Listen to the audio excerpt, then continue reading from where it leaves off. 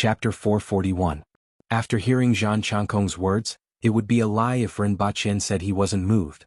He didn't care about the rest except for the girl. Not only was she beautiful, but her eyes were also as clear and transparent as a lake. There was also the innocence in her eyes as well as the curiosity of a baby. To men this was a fatal temptation and they wanted to protect that innocence. However, thinking about the Empress who was still waiting for him to feed her and his identity, Rinpochen shook his head and said, "Thank you for your kindness, but I appreciate it." "What? You don't like her?" Zhang Changkong couldn't help but ask. At this moment his mood was extremely complicated. If Rinpochen accepted directly he would be worried. But if he rejected it he would be unhappy. How could he reject his own daughter? Was this person blind? "I'm here to form an alliance and have no interest in anything else." Rinpochen still rejected. After he rejected, he realized that those attendants were relieved, but Zhang Changkong was very unhappy. This made him wonder if Zhang Changkong really liked to give away his daughter. Also, why did those attendants feel relieved? "Just now you even said something to stop me. Could it be that your lover is inside?" As the dance ended, these women left one after another. Rinpochen felt a little regretful because those eyes were really unforgettable. At night, when Rinpochen went back to rest, Zhang Changkong and Painting Fairy returned to their room. "Are you really in such a hurry? Aren't you afraid of entrusting her to the wrong person?" Painting Fairy asked after entering the room. Previously she acted as if she didn't hear anything, but now that she was back she immediately spoke. It was obvious that she wasn't calm. "Although you mentioned this before, I didn't expect you to be so anxious. We just met and you don't even know his temperament. You actually want to entrust Xian to him. Time waits for no man. Qi Zixiao has already arrived in Gu City. At this time she isn't in Lan City but is here. It's hard to predict her intentions." Zhang Changkong sighed. "What?" Painting Fairy was shocked when she heard this. Everyone in the entire Tianjing basin feared and hated that famous woman. "Is this true?" "It can't be wrong," Zhang Changkong said. "Therefore, even if I don't understand this person I can't care too much. If there are unforeseen circumstances, it will be too late to consider this matter." Moreover, Dayo wasn't scary. What was terrifying was the endless number of barbarians in the 60,000 mountains. Even if they managed to get out of the valley, he did not know if they would be able to chase the barbarians back and block their counterattack. He did not know how many people would die and how many would survive. What's more, Kaisian is too pure.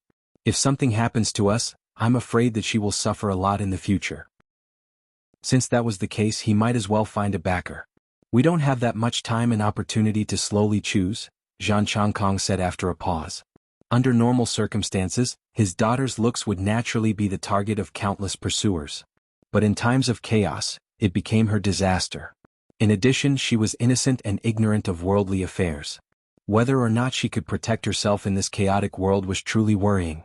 Rather than that, it was better to find a backer. No matter how bad it was, it wouldn't be that bad. After listening to Zhang Changkong's words, a complicated expression appeared on Painting Fairy's face. Although she was reluctant, she didn't speak anymore. "What now?"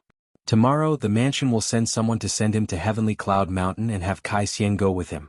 With Kai Xian's talent, looks and temperament, no man will not be tempted after interacting with her for a few days," Zhang Changkong said with a complicated expression. After a long time, Painting Fairy sighed, got up and left the room. The next morning Rinpochen woke Lin Xiaola up after washing his face. In order to keep her awake he played a little game with her. He threw the candy to the left, and Lin Xiaola appeared in the air like a gust of wind. Then Rinpochen took out another candy and threw it to the right. After catching 5 or 6 candies, Lin Xiaola couldn't help but say faintly, "Why do I feel that something isn't right?" "You eat and sleep every day. You will get fat and your body will rust. You need to exercise." Rinpochen threw a candy behind him, and Lin Xiaola immediately disappeared from his sight. Cough cough. Ling Ziquan, who had been standing in front of the courtyard for a long time, didn't know how to react. Finally he coughed. "Mr. Yi, please have breakfast." Following Ling Ziquan's words, a few maids brought their breakfast to the courtyard. "If there's anything you don't like, just tell me." "When do we set off?" Rinpochen asked. "We can set off after breakfast." After breakfast, Rinpochen packed up his things and waited for someone to call them. After about 2 hours, Rinpochen was a little impatient when Ling Ziquan finally arrived. "Mr. Yi, everything has been arranged. Please follow me." As Ling Ziquan walked out, they realized that they were on the way to the mountain gate. When they were near the gate, they saw a large group of people in the distance. Mr. Yi, I have already arranged for someone to bring you there. There will be someone to take care of things along the way so you don't have to worry. Zhang Changkong turned around and cupped his hands when he saw Ren Baqian. Thank you. Ren Baqian cupped his hands. Then the crowd split into two.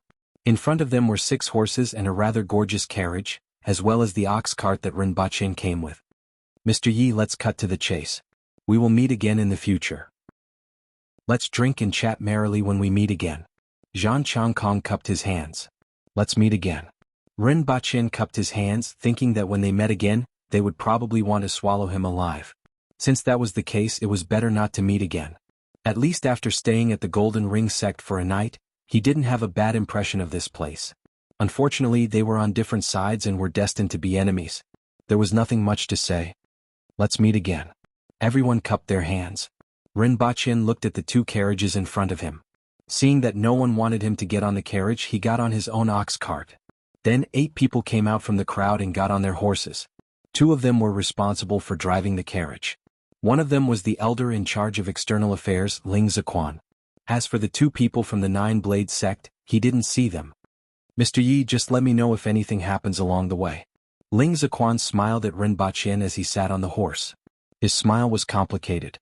Ren Baqian nodded, turned his head, nodded at Zhang Changkong and the rest, and entered the ox cart. When the ox cart started its journey, Ren Baqian began to ponder about the carriage behind. When he first saw it, he thought it was prepared for the 2 of them. He didn't expect it to be completely different, which made him feel a little strange. Could it be that there was something on this carriage? Ren Baqian's mind raced. Could it be that the dancers from yesterday were on it? He didn't know if that woman was among them. However, even if there was, he wouldn't dare to accept them.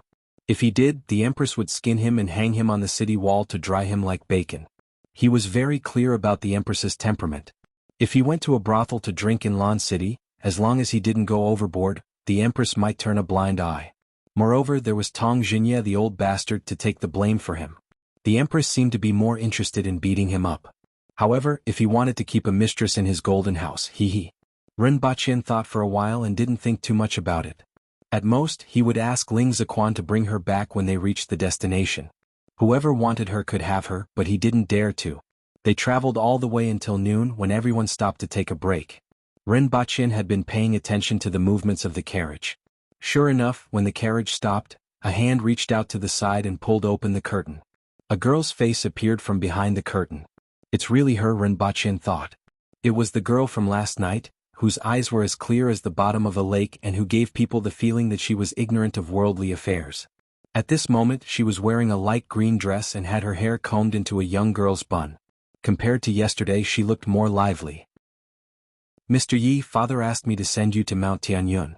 That girl imitated others and cupped her hands at Ren Baqian. Following which, she grinned innocently. Your father? Is he? Ren Baqian immediately caught this word. 3rd Mississippi, Ling Ziquan nodded at the girl and said to Ren Baqian, she is the youngest daughter of the chief. This time she will accompany me to send Mr. Yi to Mount Tianyun.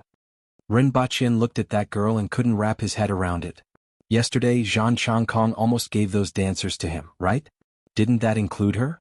Or did he misunderstand something? He must have misunderstood something. Yesterday she shouldn't have been included. It was just the others. However, that didn't make much sense. The other girls from last night could only be said to be good-looking, nothing more. For Ren Baqian, who was used to seeing the Empress and Li Yuanzhu, they weren't attractive at all. Compared to the flat-chested girl Lin Xiaola, she was a little inferior. He really didn't expect that the chief of the Golden Ring residence would actually let his own daughter dance. Ren Baqian pondered and felt that he might have misunderstood yesterday. Chapter 442. Mr. Yi, is it very big outside? Mr. Yi, how big is it outside? Mr. Yi, have you seen the sea before? What does the sea look like? What color is it? I read that there are no boundaries. Is that true? Mr. Yi. Since noon, Ren Baqian had been hearing Mr. Yi and questions.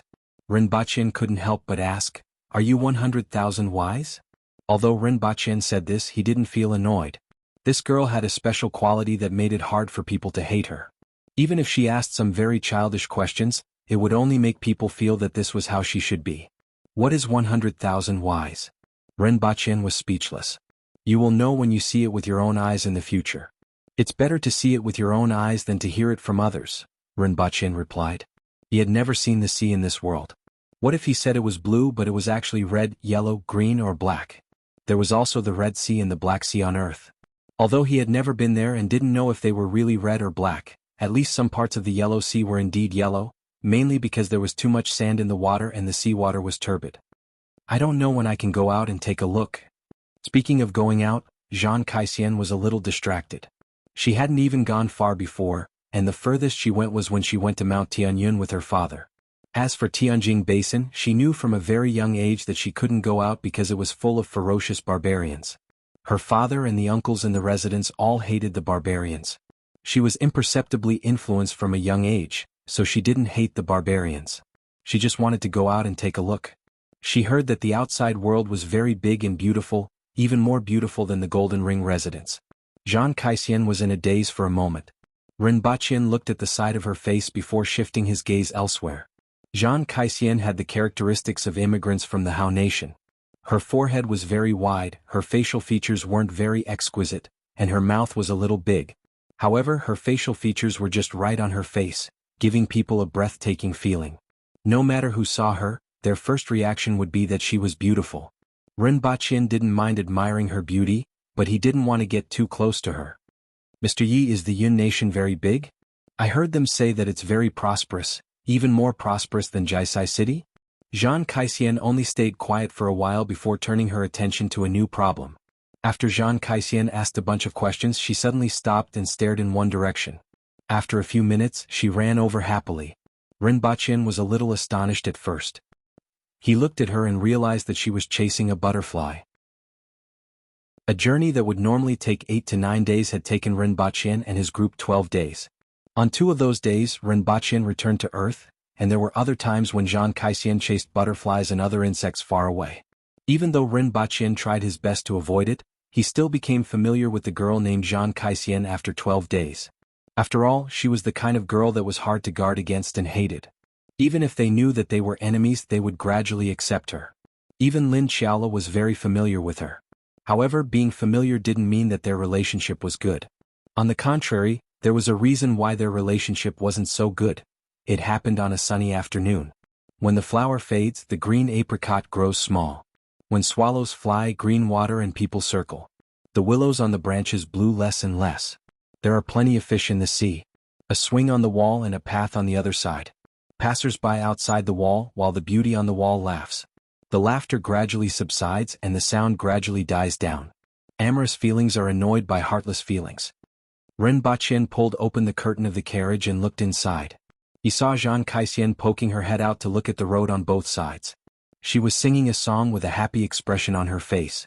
Jean Caishien's face was filled with joy. In fact, she was always happy. These days, Rinpoche saw happiness, cheerfulness and vitality in her every day. It was as if the word worry didn't exist for her. The people who were traveling with her looked at her with doting eyes. Her cheerfulness also infected the others, and even the journey wasn't so boring. "Let's take a break," Rinpoche said to the driver as he stretched. After a while, the entire group stopped by the roadside. Next to them was a stretch of farmland. There were farmers doing farm work, and there were also children running on the small paths between the fields. The group stopped and everyone dismounted from their horses to stretch their muscles. "Mr. Yi, what kind of clothes do people wear in the Yin Nation? Is it the kind you wear?" Jean Caissien jumped off the carriage, ran to Rinpoche's side and continued to ask questions. However, after a few minutes, she saw a butterfly in the distance and ran over happily. Rinpoche felt that she probably knew martial arts, which could be seen from the way she got off the carriage. However, when she chased after the butterfly, she acted like an ordinary person. She didn't reveal any martial arts and her movements were a little clumsy. After a while, Jean Caissien ran back from a distance with a big blue butterfly in her hands. She was very careful, afraid that she would damage the butterfly.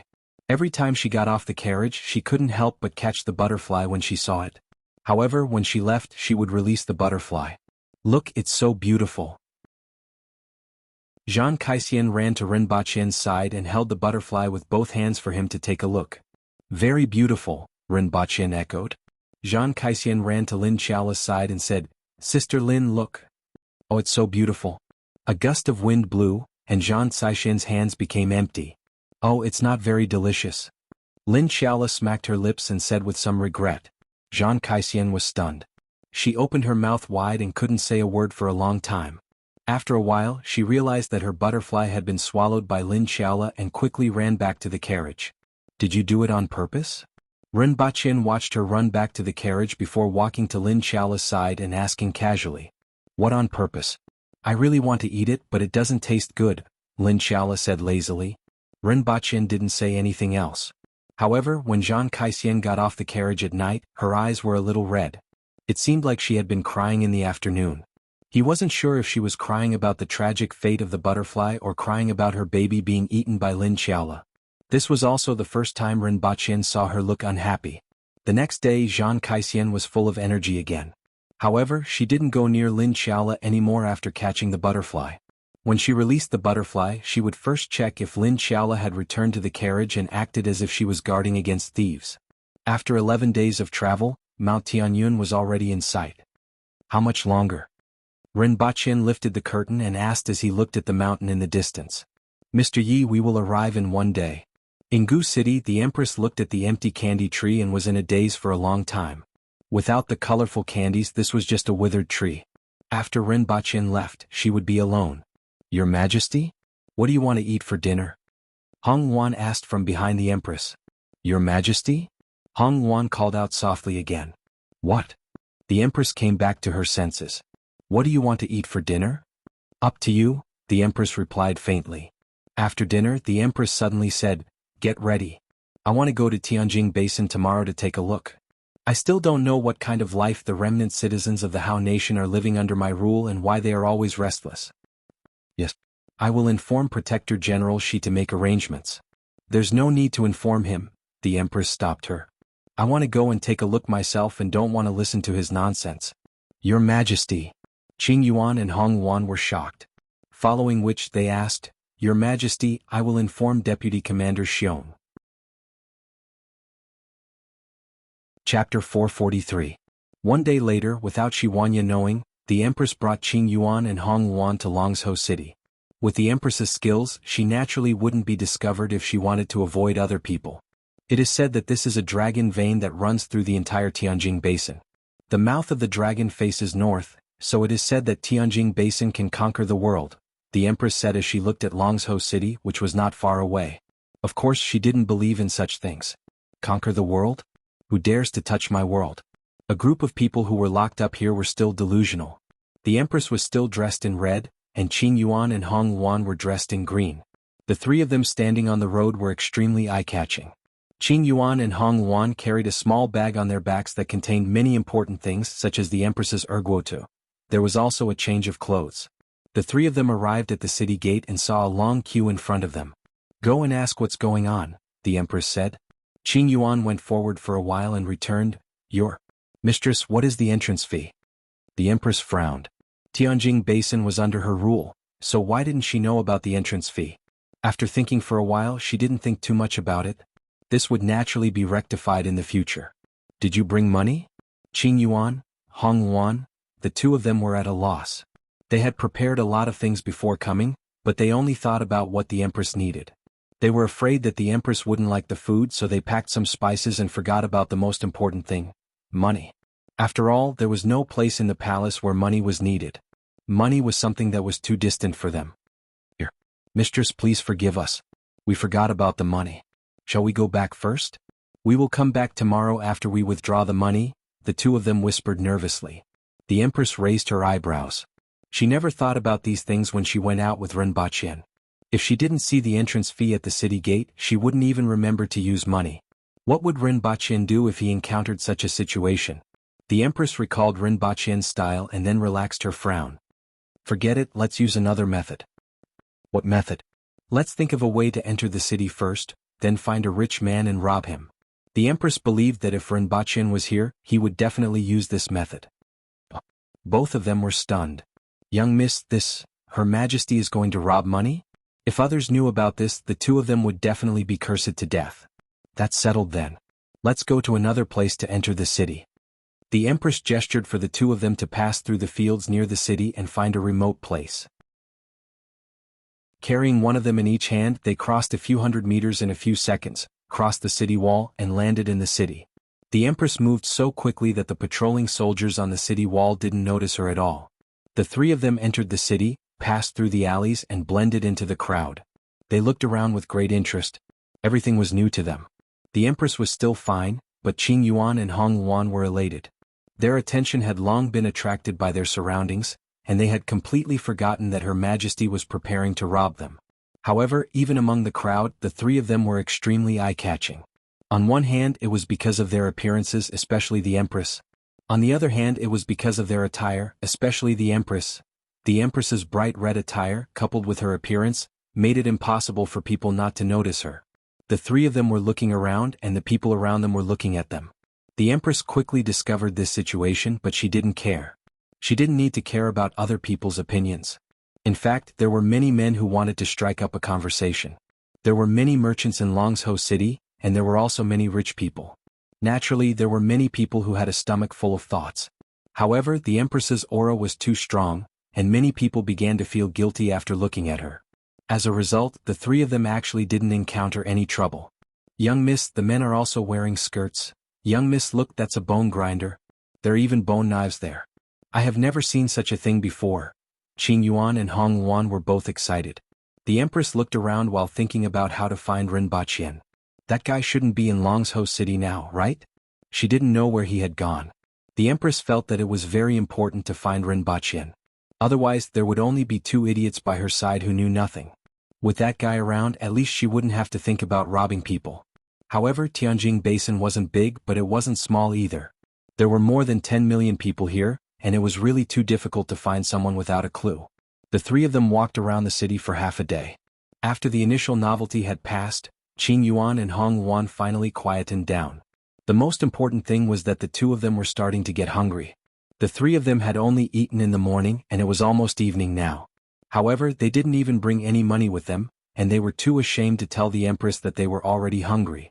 The Empress heard their stomachs rumbling but wasn't moved. After walking around the city for half a round, she had a rough idea. Generally speaking, the bigger the courtyard, the richer it was. After looking around for a long time, there was one courtyard that was the largest. It was located in the northern part of Longzhou City, and there weren't any buildings around it. This courtyard was the only one that occupied an area of more than 10 acres. There were two stone sculptures of a saber-toothed tiger at the entrance, and there were also a few guards there. If she guessed correctly, this was probably the residence of the warlord of Longzhou City. After guessing that it was the residence of the warlord, the Empress confirmed her target. With her status, she naturally wouldn't rob an ordinary person. The warlord of Longzhou City was a good target. The Empress didn't wait until nightfall. After walking around with the two of them, she headed straight for the residence of the warlord. There were a few guards at the entrance of the residence. When they saw a lady dressed in red walking toward the residence with two ladies dressed in green, their eyes lit up. Judging by their age, could it be that the warlord is looking for a love debt that he incurred outside? The guards secretly guessed and went forward to stop the three of them. "This is the residence of the warlord. If there's nothing else, please leave immediately." Although the lady dressed in red had an extraordinary aura, the gate of the Prime Minister was a rank 7 official. As the guards of the warlord's residence, they didn't mind seeing all kinds of extraordinary people. "Ask the warlord to come out and see me." "Forget it, I'll look for him myself," the Empress said faintly without even looking at them. "Presumptuous. Who are you?" The four guards were furious when they heard what the lady in red said.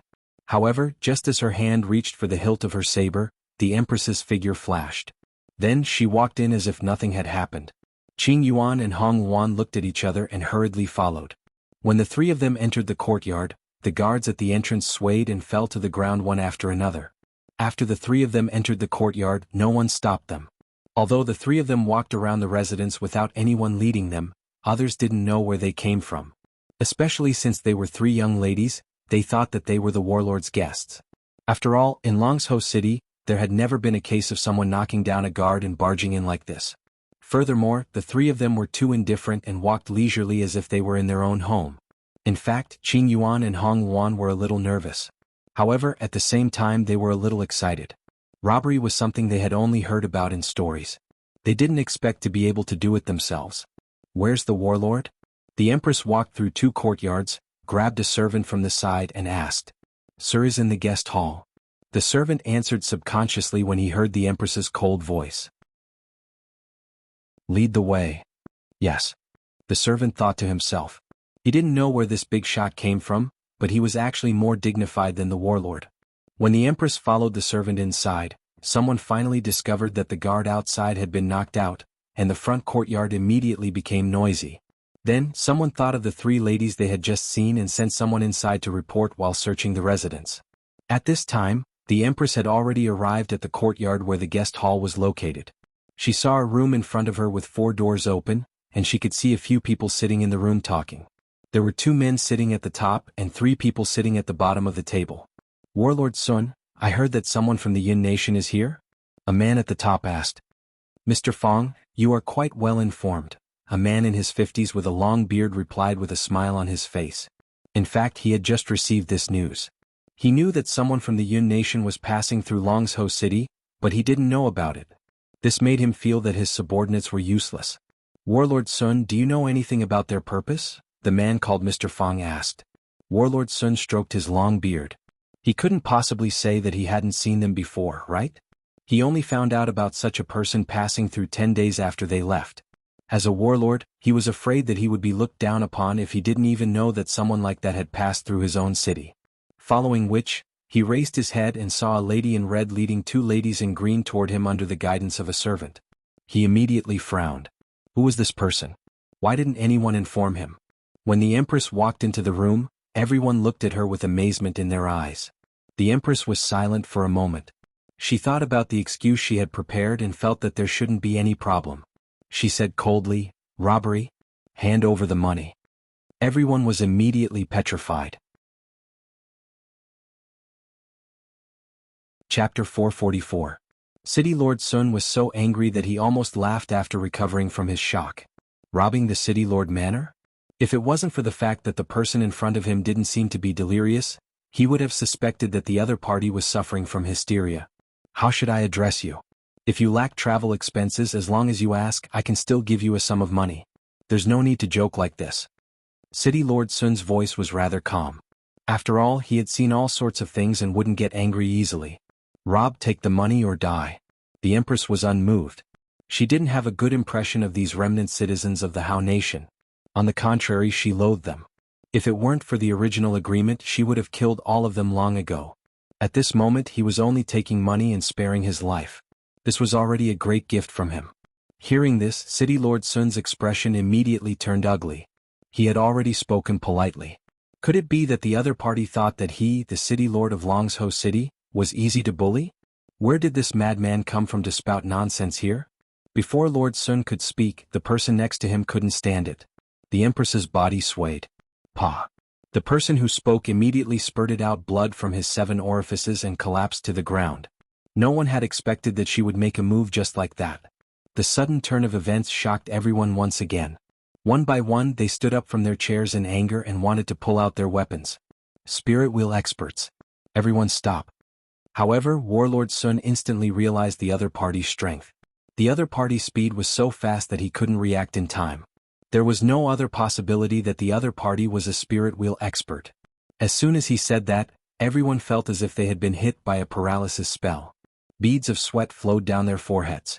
How could it be a spirit wheel expert? Was this woman a spirit wheel expert? Senior. City Lord Sun rose to his feet and said hoarsely, I don't know what Senior wants, but I'll do my best. At the end of the day, he still didn't quite believe that a spirit wheel expert would rob him. What was the status of a spirit wheel expert? In the entire Tianjin Basin with a population of more than 10 million, there were only 13 famous spirit wheel experts. This was because the lifespan of a spirit wheel expert far exceeded that of an ordinary person. A spirit wheel expert would be treated like an ancestor no matter where he went. Why was there a need to commit robbery? Goldie. The Empress didn't know what Ren Baqian was thinking. Her goal was very clear. You send someone to move all the gold from the vault here. City Lord Sun didn't expect that the other party would really only want money. However, he reacted quickly and immediately said to the servant who was paralyzed on the side. Ever since the Empress came in and said the first sentence, the servant was paralyzed. At this moment, upon hearing the order, he hurriedly got up and ran outside. The Empress wasn't afraid that they would play any tricks. It was just a matter of giving them another slap. These people wouldn't be able to create any trouble in front of her. Senior, please wait a moment. City Lord Sun cupped his hands. The Empress ignored him and the room became quiet. Everyone kept quiet out of fear and didn't dare to say a word for fear of angering the lady in front of them. It was obvious that this person was not a good-tempered person. City Lord, someone has broken into the mansion. Castellan Sun looked at the guard who rushed in to report the news and expressionlessly waved his hand to chase him away. Let's go. Inform everyone to do what they are supposed to do. The intruder is a senior. Everyone waited for the time it took for an incense stick to burn before heavy footsteps could be heard from outside. A few people carried 4 boxes into the living room and placed them on the floor. City Lord Sun took a few steps forward and opened the boxes. 3 of the boxes were filled with gold ingots, and the last box was filled with all kinds of gold and silver ornaments. Senior, they are all here. Then he obediently stood to one side and said, Senior, they are all here. The Empress tilted her head, and Qing Yuan and Hong Yuan immediately went forward to open the bag. They picked up some gold ingots from the box and placed them inside. Then they looked at the gold ornaments. The ornaments were exquisitely made, and some were even inlaid with gems. Compared to the gold ingots, they were even more tempting. One of them packed a lot of ornaments until the bag was bulging. Only then did he stop. The Empress took a deep look at City Lord Sun. If this person's answer had been slightly off, she would have killed him with a slap. She didn't expect this person to be so quick-witted and let him escape with his life. This look made City Lord Sun break out in a cold sweat, but he still didn't dare to move. The Empress didn't say a word, turned around and went out. Qing Yuan and Hong Yuan hurriedly followed her, and their backpacks jingled as they walked. Phew. After the Empress left the courtyard, everyone heaved a sigh of relief and slumped into their chairs. This person is dressed in red and she looks so young. Could she be? One of them was halfway through his sentence when everyone's expression changed drastically, and they hurriedly covered his mouth. Even if you want to die, don't drag us down with you, someone beside him scolded in a low voice. With this kind of appearance, this age, and this kind of dressing, not only had he guessed her identity but everyone else had also guessed it. However, no one dared to say it. If they said it and that person heard it, they were afraid that no one here would be able to survive. That person shouldn't be here at all. If the news of her appearance were to spread, it would definitely cause a huge uproar. The entire Tianjin basin would move upon hearing the news. Even though everyone didn't know why, that person had indeed appeared here. Furthermore, she was most likely the person that everyone was thinking of. A storm is about to arise. More than one person had this thought. After a while, everyone was finally relieved when they saw that that person didn't return. Warlord Sun, goodbye. The man who was previously addressed as Mr. Fong stood up and said. He had to bring this news back immediately. Warlord Sun didn't intend to keep him. He was still in a daze. Why did Qi Zixiao come here? Don't be fooled by the fact that they were pondering about how to mobilize their troops every day. When faced with Qi Zixiao, no one would not be afraid. After leaving the warlord's residence, Qing Yuan and Hong Yuan asked, Miss, where are we going now? Their bellies were already deflated. Let's eat, the Empress said faintly. The two of them looked at each other with joy in their eyes. After finding a restaurant, the 3 of them sat in a side room. The 2 of them then opened their backpacks and piled the gold jewelry on the table. Miss, look, this bracelet is inlaid with 9 rubies. It's the most suitable for you. This necklace isn't bad either. While the 2 of them chattered away, the Empress looked out the window at the streets and pedestrians below. After the 3 of them had their meal, they casually found an inn to stay in. After arranging a room for Qi Zixiao, the innkeeper stood behind the counter and looked in the direction of the 3 of them. Her body trembled slightly. If someone were to see her at this moment, they would definitely be shocked by her expression. Her eyes were glowing, and the corners of her mouth were raised to an angle that was difficult for ordinary people to reach. She's too perfect. I have never seen such a beautiful person. I really want to skin her and make her into a doll to keep. I'm so excited. The thought of collecting such a beautiful doll makes me unable to control myself. My saliva is about to flow out. After standing behind the counter for a long time, she finally found some tea leaves to brew. Then she added something else to it. Following which, she swayed her body to the 2nd floor and knocked on the door. Sir, would you like some tea? This is a good tea that I picked myself from the cliff. The Empress took a sip of erguo too and said, Leave us. Don't disturb me without my instructions. Chapter 445. That night at the Uli Inn. 2 figures appeared in the pitch-black lobby and quietly went up to the 2nd floor. One of them took out a pipe and pierced through the window paper. Then he blew into the room forcefully and a tube of powder was blown into the room. After blowing the knockout powder into both rooms, the two of them were relieved when they heard no sound from inside. The two of them were very confident in the intoxicating powder that they blew into the room. This powder was made from intoxicating flour and other ingredients after many years of research and development. It was very potent. An ordinary person would need 7 days to wake up after being poisoned by this powder. A man-wheel expert would need 3 days, and an earth-wheel expert would need more than half a day. Even a spirit-wheel expert would be slightly affected. Hee. One of them chuckled with a charming and sweet-sounding voice. The lady boss was very excited. Tonight, she would definitely be able to make a puppet that was worthy of being treasured. Have you brought everything? The lady boss asked excitedly. 16 skinning knives and 48 spirit needles. Aren't they all in this box? Since you are in such a hurry, I'm afraid that you have found something good. What good is there for me? The other person said. It was a man's voice. Good. You will know what good it is when you see her. The lady boss chuckled and pinched him. She had already decided that for this puppet, she would give up this inn and find another city to live incognito. Therefore, she didn't hesitate to make her move in the inn. She was afraid that something would go wrong along the way. A perfect puppet was her lifelong pursuit. What did she hear people say the last time? She could die in the evening if she heard the truth in the morning. She deeply agreed with this sentence. As long as she could make a perfect puppet, she had nothing else to ask for in the rest of her life. The man laughed, took out a small bottle, opened it and sniffed it. Then he pushed the door open. Go in, don't just stand here. The lady boss was slightly dissatisfied when she saw that he didn't move after pushing the door open. However, the man's words made her expression change. Why are you fine? The man's voice was full of disbelief. This drunken powder was the result of many years of research. Even his master was knocked out by a packet of it. One had to know that his master was a famous poison expert in Tianjin Basin, but he was still knocked out by the drunken powder, let alone other people. He saw a woman in red sitting at the table in the middle of the room. She rested her chin on one hand and looked at the door with bright eyes. She did not look like she was drugged at all. I would like to know what benefits there are. The Empress's tone was bone-chilling. The lady boss's expression changed several times before she scolded, useless thing. If the soft way doesn't work, then the hard way. We don't want this in anymore. Capture her and leave the city immediately. She then turned to the room and smiled.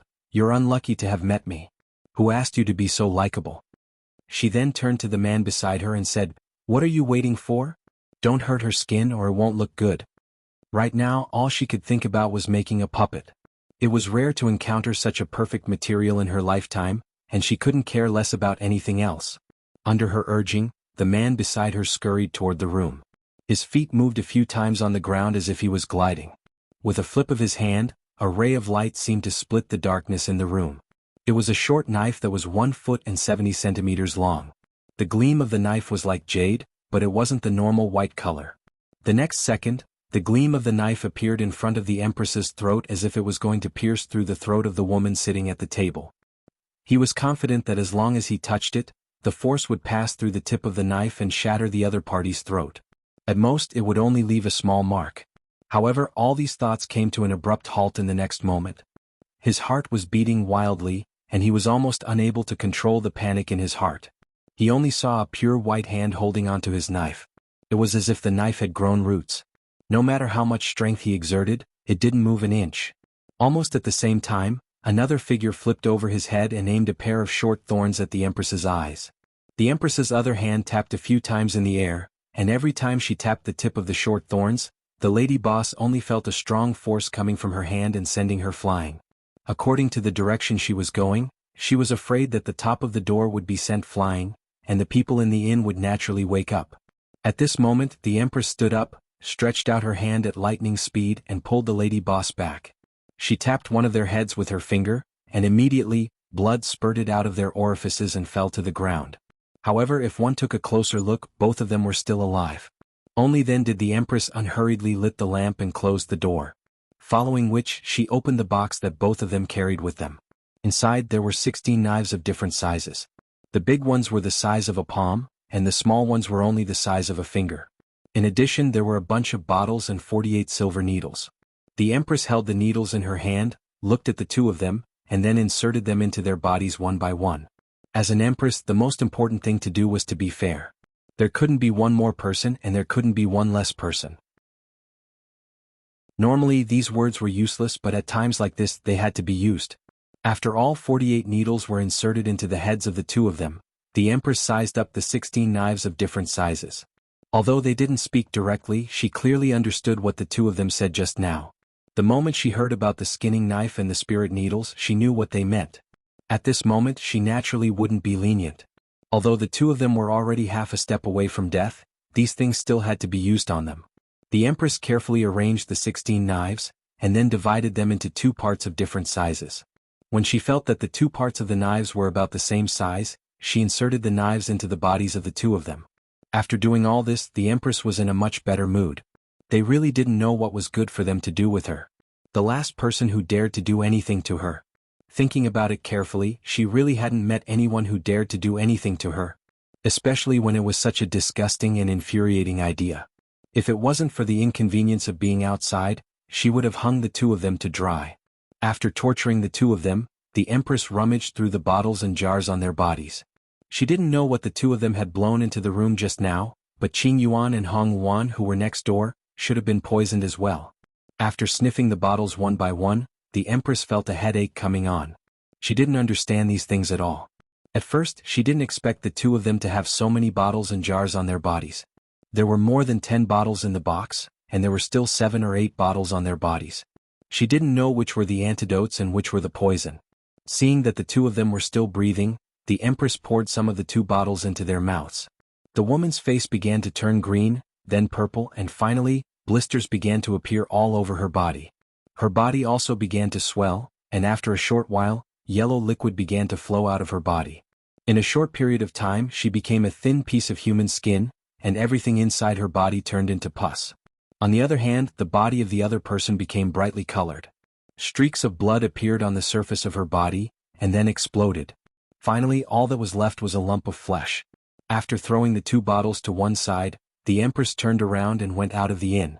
She knocked out the waiter and the chef and then brought them to another empty room. Only then did she bring the bottles and jars over for the two of them to test the antidote. The room just now was filled with the stench of blood and stench, and it was already unbearable to stay in. After tossing and turning for 2 hours, the Empress finally found the antidote. Even the livestock in the back of the inn were all dead. Chapter 446. The Empress gave the two of them the antidote and left the inn the next morning as if nothing had happened. However, Qing Yuan and Hong Yuan were puzzled as to why the Empress had woken up so early and was actually waiting for them outside. Also, where were the inn owner and the child? The two of them had a headache as if they had been drunk. After the 3 of them left, the unforeseen event in the inn was quickly discovered, and the warlord's men surrounded the inn. However, the scene was a mess and Warlord Sun began to doubt whether it was Qi Zixiao. After all, with her status, how could she do such a thing? However, an old man from the magistrate's office quickly cleared his doubts. From the boxes and medicine bottles scattered everywhere, as well as the waiter, cook, and the poultry and livestock in the backyard, it was obvious that the other party was testing medicine. In addition, the traces left in the 2 rooms were similar to the smell in one of the medicine bottles. After testing the effect of the medicine, the whole process came to light. Even Warlord Sun couldn't help but say, "Sins committed by heaven can be forgiven, but sins committed by oneself can't be avoided." However, despite saying this, Warlord Sun no longer doubted the identity of that person. Both Yu Dao and Feng Er were at the earth wheel level, yet they died so easily here. The other party was indeed a spirit wheel expert as he thought. In that case, it had to be the person he was thinking about. At the thought of this, Warlord Sun wanted to praise himself for being smart and quick-witted. If not for his quick thinking, the warlord residence would probably be gone by now. He would go back and marry a concubine to calm himself down. Although he thought this way, he knew that a big change was coming. Tianyun Mountain stretched for hundreds of kilometers, and there were many rare treasures on the mountain. The highest peak of the mountain pierced through the clouds as if it was connecting heaven and earth. Therefore, it was called Tianyun Mountain and was also the highest mountain in Tianjing Basin. Rinpoche already knew that there was an alliance in Tianjing Basin, but he only heard about it later. However, some things were only heard later. This alliance was called the Hidden Alliance, and it had only been formed in the past 20 years. The one who organized this alliance wasn't one person but a group of people. A group of people who had rebelled against the Hao nation and were defeated by the Aboriginals. They had no choice but to sign an agreement and be chased into Tianjin Basin. Initially, those people rebelled against the Hao nation for the sake of their ideals or power, but they ended up in such a state. Some of them refused to give up after entering the valley and formed the three major factions of Tianjin Basin. A portion of them had no interest in fighting for power with them. Instead, they formed their own sects, wanting to pass down all their knowledge so that one day they could go out. There were also some who were completely disheartened and lived in seclusion. Many years later, a few of them ran around and gathered all the experts who lived in seclusion, forming the first secret alliance. At that time, Tianjin Basin was also in a state of chaos. Various factions attacked each other and wanted to annex the other factions to form an independent faction. They wanted to unify all the people in Tianjin Basin before fighting the Aboriginals. During that period of time, the people in Tianjin Basin had no way of making a living. After that, the secret alliance roped in the various sects and negotiated with the three major forces. That was how the current situation came about. However, although the three great forces seemed to have stopped fighting on the surface, in reality, they were still playing dirty tricks. After all, during that period of war, the three sides had also formed many personal grudges. However, there was still a sense of righteousness. In the face of righteousness, all parties tried their best to restrain themselves. At most, there would only be some small disputes, but there wouldn't be any large-scale wars. Currently, the secret alliance was nominally united with the three major forces and various sects to form an even larger alliance. They gathered their strength in Tianjin Basin and prepared for a future war. After understanding the history of the secret alliance, Rinpoche couldn't help but admire them. He didn't admire the secret alliance but Shi Huanya. Such a large organization was created right under his nose, and he actually didn't know much about it.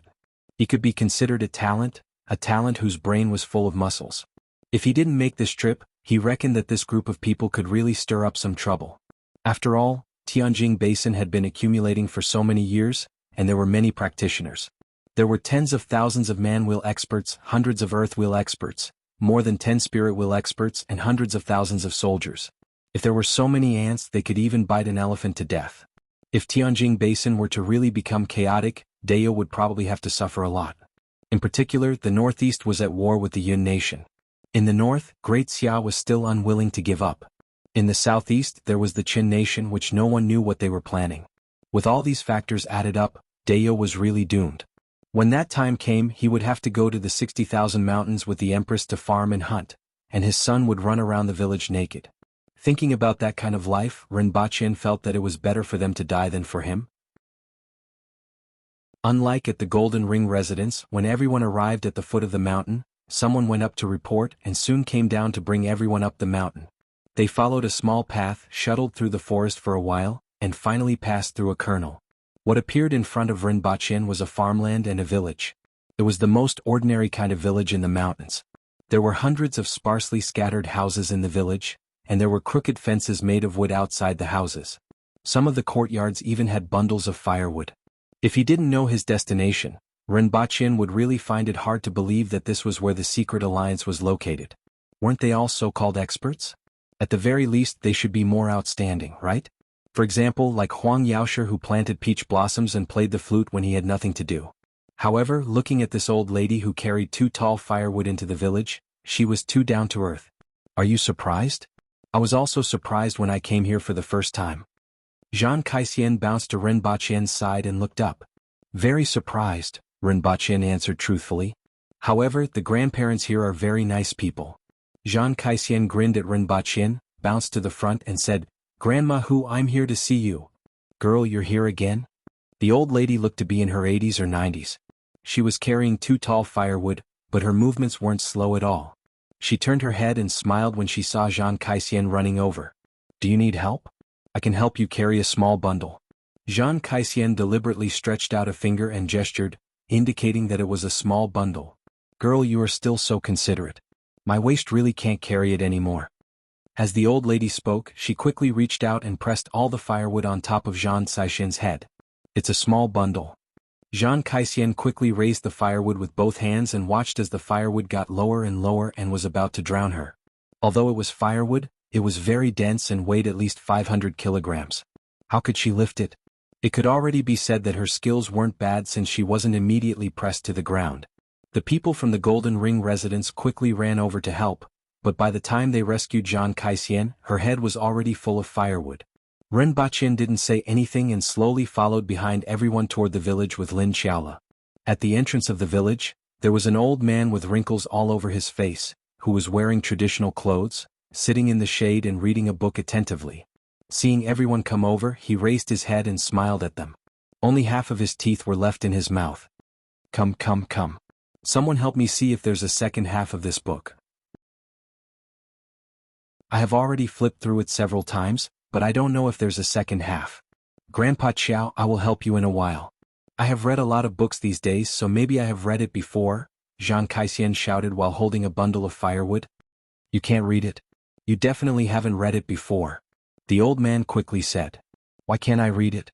How do you know that I haven't read it before? Zhang Kaixian wasn't convinced. Men can read it, but women can't. Girls can't read it either. The old man shook his head. Chapter 447. Do you want to read it? The old man didn't show the book to Zhang Kaixian and asked Ren Baqin instead. Thank you. Ren Baqin happened to be interested in this world's erotic literature and had no reason to refuse. Seeing that Ren Baqin readily agreed, the old man smiled like a chrysanthemum and said, You're a good person. You're much more sincere than those who obviously want it but say no. The surrounding people were speechless. Are those who read erotic literature with you a good person? Are those who go to the brothel with you blood-related brothers? Ren Baqin happily took the book and even said politely, Thank you for sharing. This made the old man smile even more happily and praised, You're a good person. You have good taste and are polite. The others didn't understand, but Ren Baqin did. Only an experienced person like him would understand such things. Looking at the major forums on the internet, there were trolls running amok everywhere. Just a casual sentence would cause people to spew a torrent of abuse. Everyone was filled with hostility. Only the netizens in 1024 all said, Thank you for sharing. The original poster is a good person. Good people will have a peaceful life. There was almost no hostility. Therefore, everyone was a good person. I'll take it with me then? I'll return it to you later. Ren Baqin held the book in his hand and gestured. If you like it, you don't have to return it. You can return me a new one in the future. A treasure sword for a hero and a beauty for a beauty. The old man was very generous. However, Ren Baqin still felt that something was wrong. A treasure sword for a hero, a beauty for a beauty, and erotic literature for... Ren Baqin felt that he shouldn't think about this in detail. The more he thought about it, the more he felt that the old man was scolding him. However, the old man was smiling like a chrysanthemum in full bloom and even gave him erotic literature. How could he let Lin Xiaola scratch his face? Ren Baqin cupped his hands at the old man and put the book in his arms speechlessly. What's in the book? Let me see. Why can't women read it? Lin Xiaola came over curiously. You'll know in 50 years. Ren Baqin said. After thinking about it, even though Lin Xiaola looked alright, she might not be able to get married. Maybe it would be another 100 years. When they entered the village, they would occasionally see old people sunbathing in the courtyard and watering the flowers. They were no different from the old ladies in the village. In any case, he saw a person drawing on a table in the courtyard. The person was squatting in a horse stance, one of his forearms was parallel to the table, and the brush in his hand was drawing on the paper from time to time. This person's every move looked very imposing, and Ren Baqin finally felt that he had the demeanor of an expert. After all, the people here were all figures of the older generation who had survived the Great War back then. These experts weren't bumpkins, so it wasn't strange for some of them to be proficient in the 4 arts. Village Chief Grandpa, what are you drawing? Zhang Kaixian carried the firewood and jumped into the courtyard. Painting mountain, the old man said without raising his head. Zhang Kaixian stretched her neck to take a look at the drawing before turning her head to look at the nearby tall mountain. She said doubtfully, This mountain is a little fat. So majestic. A little short. He's accumulating momentum to break through the heavens one day. This is obviously a hill, right? This is called looking at the mountain but not seeing it. Little girl, you talk too much. The old man flew into a rage out of humiliation. Even though Ren Baqin didn't see what the old man was drawing, he understood that this person wasn't an ordinary person to be able to draw a mountain that pierced the sky like a hill. Ren Baqin felt that this person had the demeanor for nothing, but it turned out that he was a soul painter. As he thought about it, he added, Soul painter. The old man had sharp ears and his eyes lit up when he heard this. He laughed and said, this little fellow knows what's good and bad. The most important thing in painting is the soul, the intent, and not the form. Come, little fellow. My painting can only be seen by people with good eyesight. This old man is a spirit wheel expert, just a little weaker than me, Lin Xiaola added at the right time. She gestured with one hand pointing to the sky and the other pointing to the ground. Rinpoche felt that what she meant was the difference between heaven and earth. However, what did she mean when she said it was a little weaker and gestured like that? Little girl, you talk big. The old man was so angry that he almost laughed. I won't lower myself to your level today. Little fellow, come and take a look at my painting. The old man sized her up carefully and turned to Rinpoche. Finding someone who could appreciate his painting was much more important than fighting with others. Sorry to disturb you. Rinpoche walked to the table with his hands behind his back after he finished speaking. He had a strange look on his face. This isn't a hill. This is obviously a steamed bun with the outline of another steamed bun behind it. There is also a small stone drawn on the top of the steamed bun. How is it? The old man asked complacently, looking horizontally into a ridge and vertically into a peak. This poem immediately popped up in Rinpoche's mind. From a certain angle, it wouldn't be an exaggeration to say that it was an undulating mountain range. Good, well said. The old man immediately laughed when he heard this poem. This poem goes well with my painting. It suits the artistic conception. Is there a next line? Different heights, different distances. Not bad, not bad. The old man laughed as he added these two lines to the painting. Rinpoche felt that what the ancient said was right. Hooligans weren't scary, but a cultured hooligan.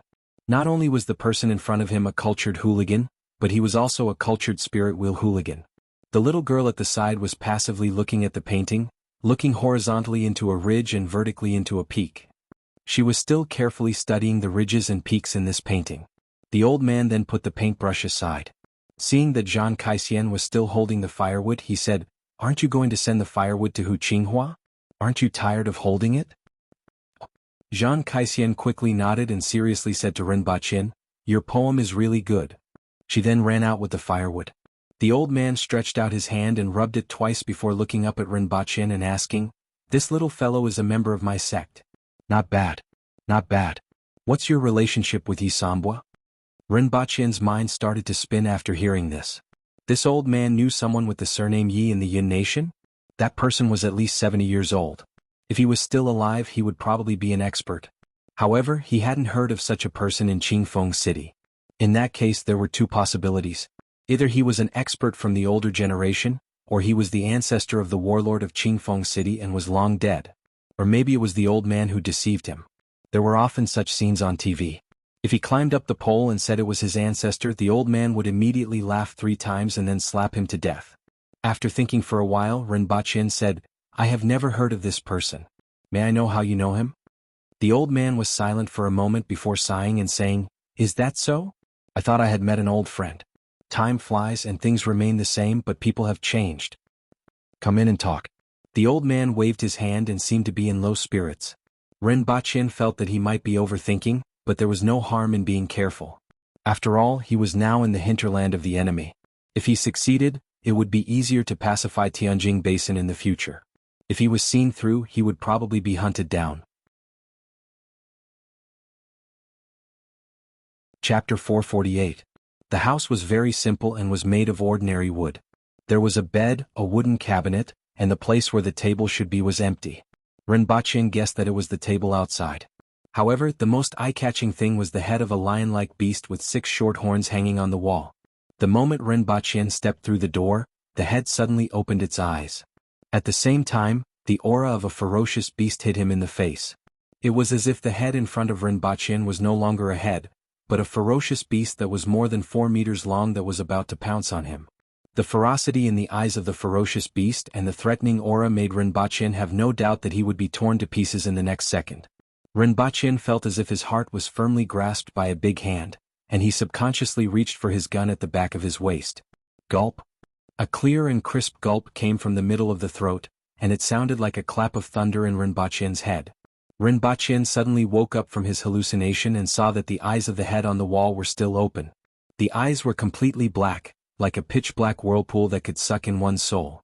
Lin Xiaola, who was beside him, was staring at the head on the wall, and her throat was still making gulping sounds. Looking at her hands carefully, he saw that her fingernails had grown by 1 centimeter. The old man carefully looked at Lin Xiaola with some surprise, then a muffled shout came from his chest, "Silence!" He flicked a steel nail from his hand and nailed it to the head of the beast. A roar was transmitted into Ren Baqian's mind, following which the head closed its eyes, and Lin Xiaola resentfully quieted down. Her eyes never left the head, and she secretly swallowed a mouthful of saliva. "Senior, this is?" Ren Baqian couldn't help but ask. Although he had seen many things in this world, such as the elongation saber and the chain in his head, and he knew that he didn't know much about this world, the abnormality of this head still shocked him. It seemed as if this head was still alive. "Back then, I met a ferocious beast in the 60,000 mountains with my master. It has been so many years, but it still hasn't settled down." The old man glanced at the head on the wall with a look of reminiscence in his eyes. "It's still alive?" Ren Baqian cried out involuntarily. "How can he be alive like this?" The old man asked with a smile. There was no body, only a head hanging on the wall. No one knew how many years had passed, and no matter how one looked at it, it could not be more dead.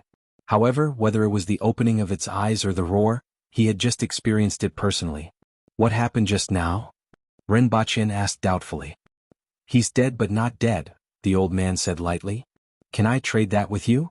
Lin Xiaola pointed at the head, her eyes shining. "Oh. What do you want to exchange for it?" The old man laughed. "This one is much more valuable than yours." Lin Xiaola reached into her tube top and took out 3 white rabbit creamy candies that carried her body fragrance. Judging from her expression, she seemed to be in pain. 3 white rabbit creamy fruits was her limit. "What is this?" The old man looked at the thing in Lin Xiaola's hand curiously. He had never seen this thing before. Ren Baqian silently grabbed the 3 white rabbit creamy candies from her hand and placed another 3 in her hand. Although she was a hard-working girl, he felt embarrassed to see her being taken advantage of like this. "My 3 are a little bigger. Give me another one." He didn't expect Lin Xiaola to turn around and raise an objection. Ren Baqian was speechless. He silently took the 3 candies from Lin Xiaola and placed the warm one back into her palm. He couldn't be bothered with her. "Creamy candies are delicious. You definitely won't be able to find them anywhere else," Lin Xiaola said confidently to the old man. "Forget it. This thing is dead but not dead. It's useless for you to take it." The old man shook his head. "Let's have a fight. If I win, give me that." Lin Xiaola saw that the exchange had failed, so she immediately changed to snatching it. However, this was exactly what she wanted and saved 3 white rabbit creamy fruits. "What do you want that Jeshua's head for?" The old man was a little puzzled. "It looks delicious." Lin Xiaola was almost drooling as she looked at the head. "Are you ready? I'm going up." Lin Xiaola even reminded him out of goodwill. The old man was speechless. "Let's go out. I also want to see what an expert who is just a little more powerful than me looks like." The old man gestured with his hand. It seemed like he hadn't forgotten the difference between heaven and earth that Lin Xiaola had just said. Lin Xiaola's body gracefully leaped and landed in the courtyard. The old man smiled at Ren Baqian before walking out unhurriedly. As soon as Ren Baqian followed him out, he saw 2 figures colliding. Their figures couldn't be seen clearly at all, as if 2 gusts of wind had collided. The sound of bodies colliding was constantly heard in the air. As soon as the fight started, more than a dozen figures suddenly jumped out of the village and landed around the courtyard. All of their faces were wrinkled, and some of them couldn't even straighten their backs. These were the experts who had survived until now. After sensing that there was a fight here, they ran over to watch the fight. Ah! In less than a minute, a scream was heard. It was from the old man. Ren Baqian was finally relieved that Lin Xiaola didn't suffer a loss. "Stop. I don't want to fight anymore." After a while, the old man shouted again. His figure gradually turned from illusory to solid as he stood there. The old man's clothes were tattered, his face was scratched, and he had a complicated look on his face. He wasn't a weakling among the spirit wheel experts and was one of the top experts in Tianjin Basin. Losing to a young girl made him look bad. However, what was worse was the other party's methods. Why was she scratching people? She even scratched people's faces. Didn't she know not to hit people in the face? Originally, even if the old man lost, he would only say that the younger generation would surpass the older generation. At most, he would be shocked, guess the origin of the other party and feel disappointed. He had to admit that he was old. At such a young age, even if she started cultivating in her mother's womb, how could she be so powerful? However, at this moment he didn't have any other thoughts. His mind was filled with, who did this girl learn from? Why was she scratching people? Everyone looked at the situation in the courtyard, looked at Lin Xiaola who was licking her claws, and then looked at the old village chief with ugly expressions. Qingyun's sword, who had dominated the world for many years, was defeated by a little girl just like that? Where was the Qingyun sword who had dominated the world with his sword? Qingyun's sword? Your old bones are about to be buried in the ground. A tall old man with white hair and beard had a complicated look on his face. Finally, he cursed bitterly and leaped more than 30 meters away. After a few steps, he couldn't be seen anymore. Another old man shook his head and sighed. We are old, we are all old. More people turned around and left with complicated looks on their faces. Qingyun's sword was the name of the old village chief back then. It was a name that suppressed many people and was also a symbol of an era. Today he was defeated by a young man, which made everyone feel a little sad and disappointed. The old man opened his mouth for a long time. After a while, he touched his face and said with a gloomy expression, "Can't we not scratch our face?" Ren Baqin was speechless. It seemed like being scratched on the face was more unacceptable to him than being defeated. The old man's lips moved a few times before he sighed faintly and said, "Back then I was also handsome, elegant, and outstanding. It was all because of this face." Chapter 449. 2 hours later, Ren Baqin and Lin Xiaola sat by the fire. Ren Baqin held a stick in his hand and roasted the Jeshua's head over the fire. Lin Xiaola was in charge of drooling, which flowed down her chin, neck, collarbone, and onto the plains. Her eyes were dull and drooling, and she looked exactly like a mentally disabled child. But every time the eyes on the head began to move, she would slap them and return to her previous appearance as a mentally disabled child. The old man sat not far away, and a sense of sorrow rose from the bottom of his heart. This mentally disabled little girl had scratched his face. Beside him was Zhang Kaixian. She sat on the steps with one hand supporting her chin as she looked at the beast's head being roasted over the fire. Why isn't this thing cooked yet? Ren Baqin felt that his hands were sore. He had been roasting it for more than an hour, but there were no signs of it being cooked. If it were that simple, why would I have suppressed it here for decades? You can forget about roasting it in this lifetime. The old man heard Ren Baqin's doubts and immediately raised his head, looking like an expert giving advice. What should I do then? Ren Baqin asked shamelessly. If it were alive, you wouldn't be able to do anything. However, it died a long time ago and isn't completely dead yet. Just soak it in the juice of the three-way flower for 3 days and start a fire with phoenix wood to roast it, the old man pointed out. How about eating it raw? Ren Baqin thought about it and felt that it was too troublesome, so he turned his head and asked Lin Xiaola. Lin Xiaola pursed her lips. On the one hand, she felt that this thing tasted better when it was cooked, but on the other hand, she didn't want to wait too long. She had a strong appetite when she saw this thing. If she had to wait for another day, her saliva would flood the village, let alone 3 days. Village Chief Grandpa, do you have the three-way flower and phoenix wood here? Zhang Kaixian asked the old man. How can you find them here? These things can only be found in the 60,000 mountains. Even in the 60,000 mountains, I'm afraid that you won't be able to find them without 2 to 3 years. Furthermore, you won't be able to chew them raw. Back then, even my master had to expend a lot of effort to kill this thing. The old man shook his head. After hearing this, Lin Xiaola didn't hesitate any longer. She immediately took the Jeshua head out of the fire and began to gnaw on it. It made a crunching sound as if she was gnawing on wood, and Ren Baqin felt his teeth ache just from hearing it. Roar! Another furious roar appeared in everyone's mind. It was as if Jeshua's head was letting out an unwilling roar.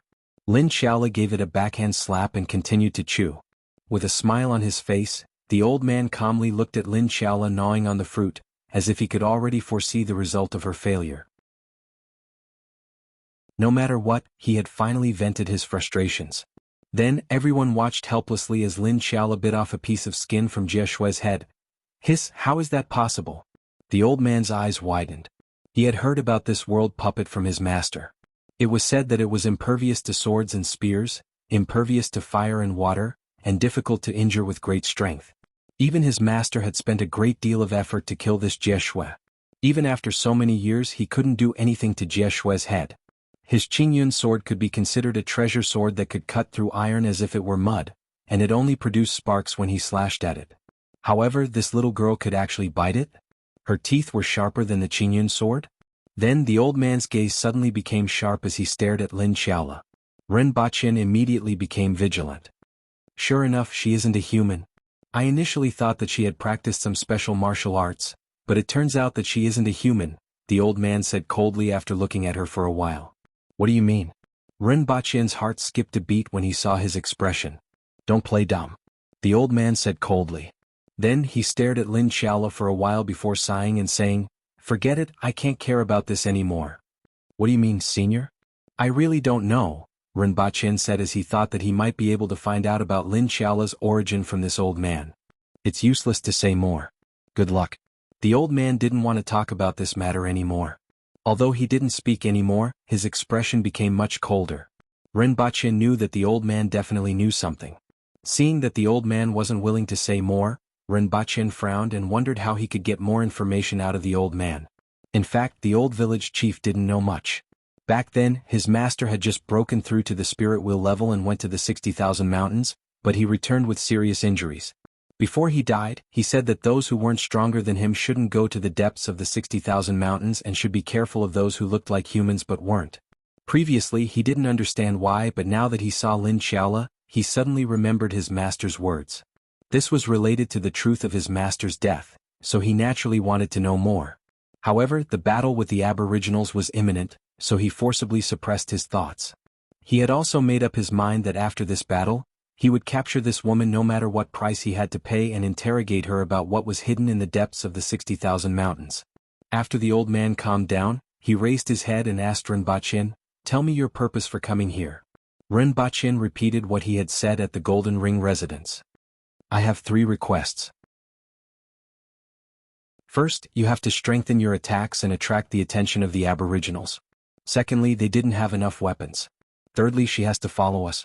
The old man pointed at Lin Xiaola and said, Shiwanya isn't easy to deal with. Experts of the same level aren't his match in a one-on-one fight. Her skills are pretty good, and if she makes a move she will be able to delay Shiwanya for some time. We can then surround and kill the other 2 Cardinal Heaven experts in the army. I can promise you the first and third requests, but the second one is a little troublesome. It's not easy to transport weapons from the Yun Nation and now we're at war. It won't be easy to transport a large number of weapons over. It will consume a lot of manpower and resources, and it will be easier to be discovered, Rinpoche said after pondering for a while. That's your problem. After all, if you guys were to go against the ancient race alone, I'm afraid you wouldn't be able to hold on for long. If you want us to risk our lives, you have to show us something, the old man said coldly. Rinpoche retorted, Great Xia is here too, right? I wonder where he is. What conditions did he promise you? Also, without us, you guys won't be able to do anything. We can totally wait for them to attack Wangjing and delay the line of soldiers before making a move. The pressure we have to face is almost the same as if we were to make a move now, the old man said. As for the Great Xia people, that's between us and them. The Aboriginals are training new soldiers, Rinpoche reminded him. Their target is definitely you guys. Alright, I promise you that I will find a way to transport the weapons over within 3 months. You guys must make a move after 3 months, Rinpoche said after pondering for a while. In fact, none of these 3 conditions could be fulfilled. However, they had to put on a good act. That's settled then. There are empty houses in the village. You guys can stay there for the night. The old man threw these words and returned to his room. At night, Rinpoche and Lin Xiaola sat in an empty room. Lin Xiaola was still gnawing on the Jesu's head. When there was no one around, she suddenly looked up and said, Should I go and kill him? He's hostile. Continue gnawing on your Jesu first. Now isn't the time yet. Rinpoche waved his hand and looked at Lin Xiaola, who continued to gnaw on the Jesu's head. Looking at the old man's big reaction, this guy in front of him had a lot of secrets. There were also a lot of secrets in this world. The thing in the belly of Mount Liutsue, the unknown location of the Sword Mountain, the mystery of the disappearance of the previous 2 emperors, and now the origin of Lin Xiaola. Chapter 450. Early in the morning, Rinpoche stood at the entrance of the village and looked into the distance. A few youngsters were practicing martial arts there. Some of them were practicing swordsmanship and fists. These were the disciples of the elders in the village. After all, those elders were active experts 70 years ago. Many of their lifespans were nearing the end of their lifespans. In order not to bring all their knowledge to the earth, they tried to find a successor to pass on their legacy. Rinpoche watched from the side for a long time. The martial arts of these youngsters were very different from the Fist of Death that he had learned. Compared to their martial arts, the Fist of Death was more direct, more open, and more suitable for killing on the battlefield. It also fully displayed the strength of the Aboriginals. On the other hand, their martial arts were completely based on the martial arts of Jianghu. They were more inclined to maneuver in a small area, fight one-on-one, and use more feints. Another important point was that their moves looked good. At least they looked very elegant when they moved. Unlike the Fist of Death, which only had Black Tiger Steals the Heart, it didn't look as good as their martial arts. When used by the Aboriginals, the Fist of Death was completely overpowered and powerful. However, Rinpoche didn't have the strength of the Aboriginals, so the power of the Fist of Death was much weaker. Rinpoche felt that if he were to fight against these youngsters, he might not be their match. At the thought of this, Rinpoche felt even more miserable. Not only could he not defeat a 10-year-old Lolita, but he might not even be able to defeat a random cat or dog. How could he endure this? On the contrary, the set of boxing techniques that the Empress taught him was the most suitable for him. It had a strange style and was completely aimed at killing people. Many of the moves were imitations of the movements of beasts pouncing on human experts. This set of boxing techniques was completely used to hunt people. It was a pity that the movements of this set of boxing techniques were too difficult. Many of the movements were very strange and didn't conform to human bone structure and strength. At that time he saw the Empress execute it smoothly, but when it was his turn he simply couldn't execute many of the movements, let alone practice it. Up until now he still couldn't execute all the movements and still focused on practicing the Fist of Death. Brother Lin, this move of yours is wrong. You have to move it downwards by 30%. Sister Hua, this move of yours is missing 2 sword flowers. You have to exert more strength on your wrist. A clear and melodious voice sounded. The little girl, Zhang Kaixian, ran back and forth to help everyone give pointers on the moves. It was hard to believe that Zhang Kaixian, this little girl, was actually better than these people in terms of martial skills. These elders liked Zhang Caishian's character very much. When she came last time, many elders passed on a few cultivation techniques to her. Her innate talent was also pretty good, and there were many areas where she practiced better than the disciples of these elders. After staying here for 2 days, she was sent by those elders to correct the mistakes of these disciples in their moves. If it was someone else doing this, they would definitely be hated by others. I practice every day and you only learned a little. Yet you're actually better than me. How can I not be angry? However, Zhang Caishian's innocent and romantic personality made people unable to hate her even if they wanted to. Rinpoche stood at the side for a long time. He wanted to give it a try. After all, he had never fought with someone who was at the same level as him, and he didn't know what level he was at. However, when he thought about the 2 sets of fist techniques he could use, he could only give up on this idea. The killing fist was too obvious. He couldn't use the fist techniques of the Aboriginals at all. The other one was the tortoise fist. After thinking about it, he gave up on this idea. After eating breakfast, Rinpoche was ready to leave. He still had to go down the mountain to inform the Yun nation to transport the weapons over and prepare to look at the other cities. When Rinpoche found the old village chief's house, more than 20 elders were actually sitting in the courtyard. There's no need to say anything. If we kill her, they will definitely be in chaos. Even if there will be a cleansing and revenge, how can there be no deaths in war? The tall, white-haired elder that Rinpoche saw before said. His white hair fluttered even though there was no wind, and he looked imposing. Over the past 2 days, Rinpoche had also learned the name of this elder. He was called the Celestial Hound. It was said that once he set his sights on someone, he would bite them like a dog and not let go. Furthermore, he had a bad temper and even dared to roar at the heavens.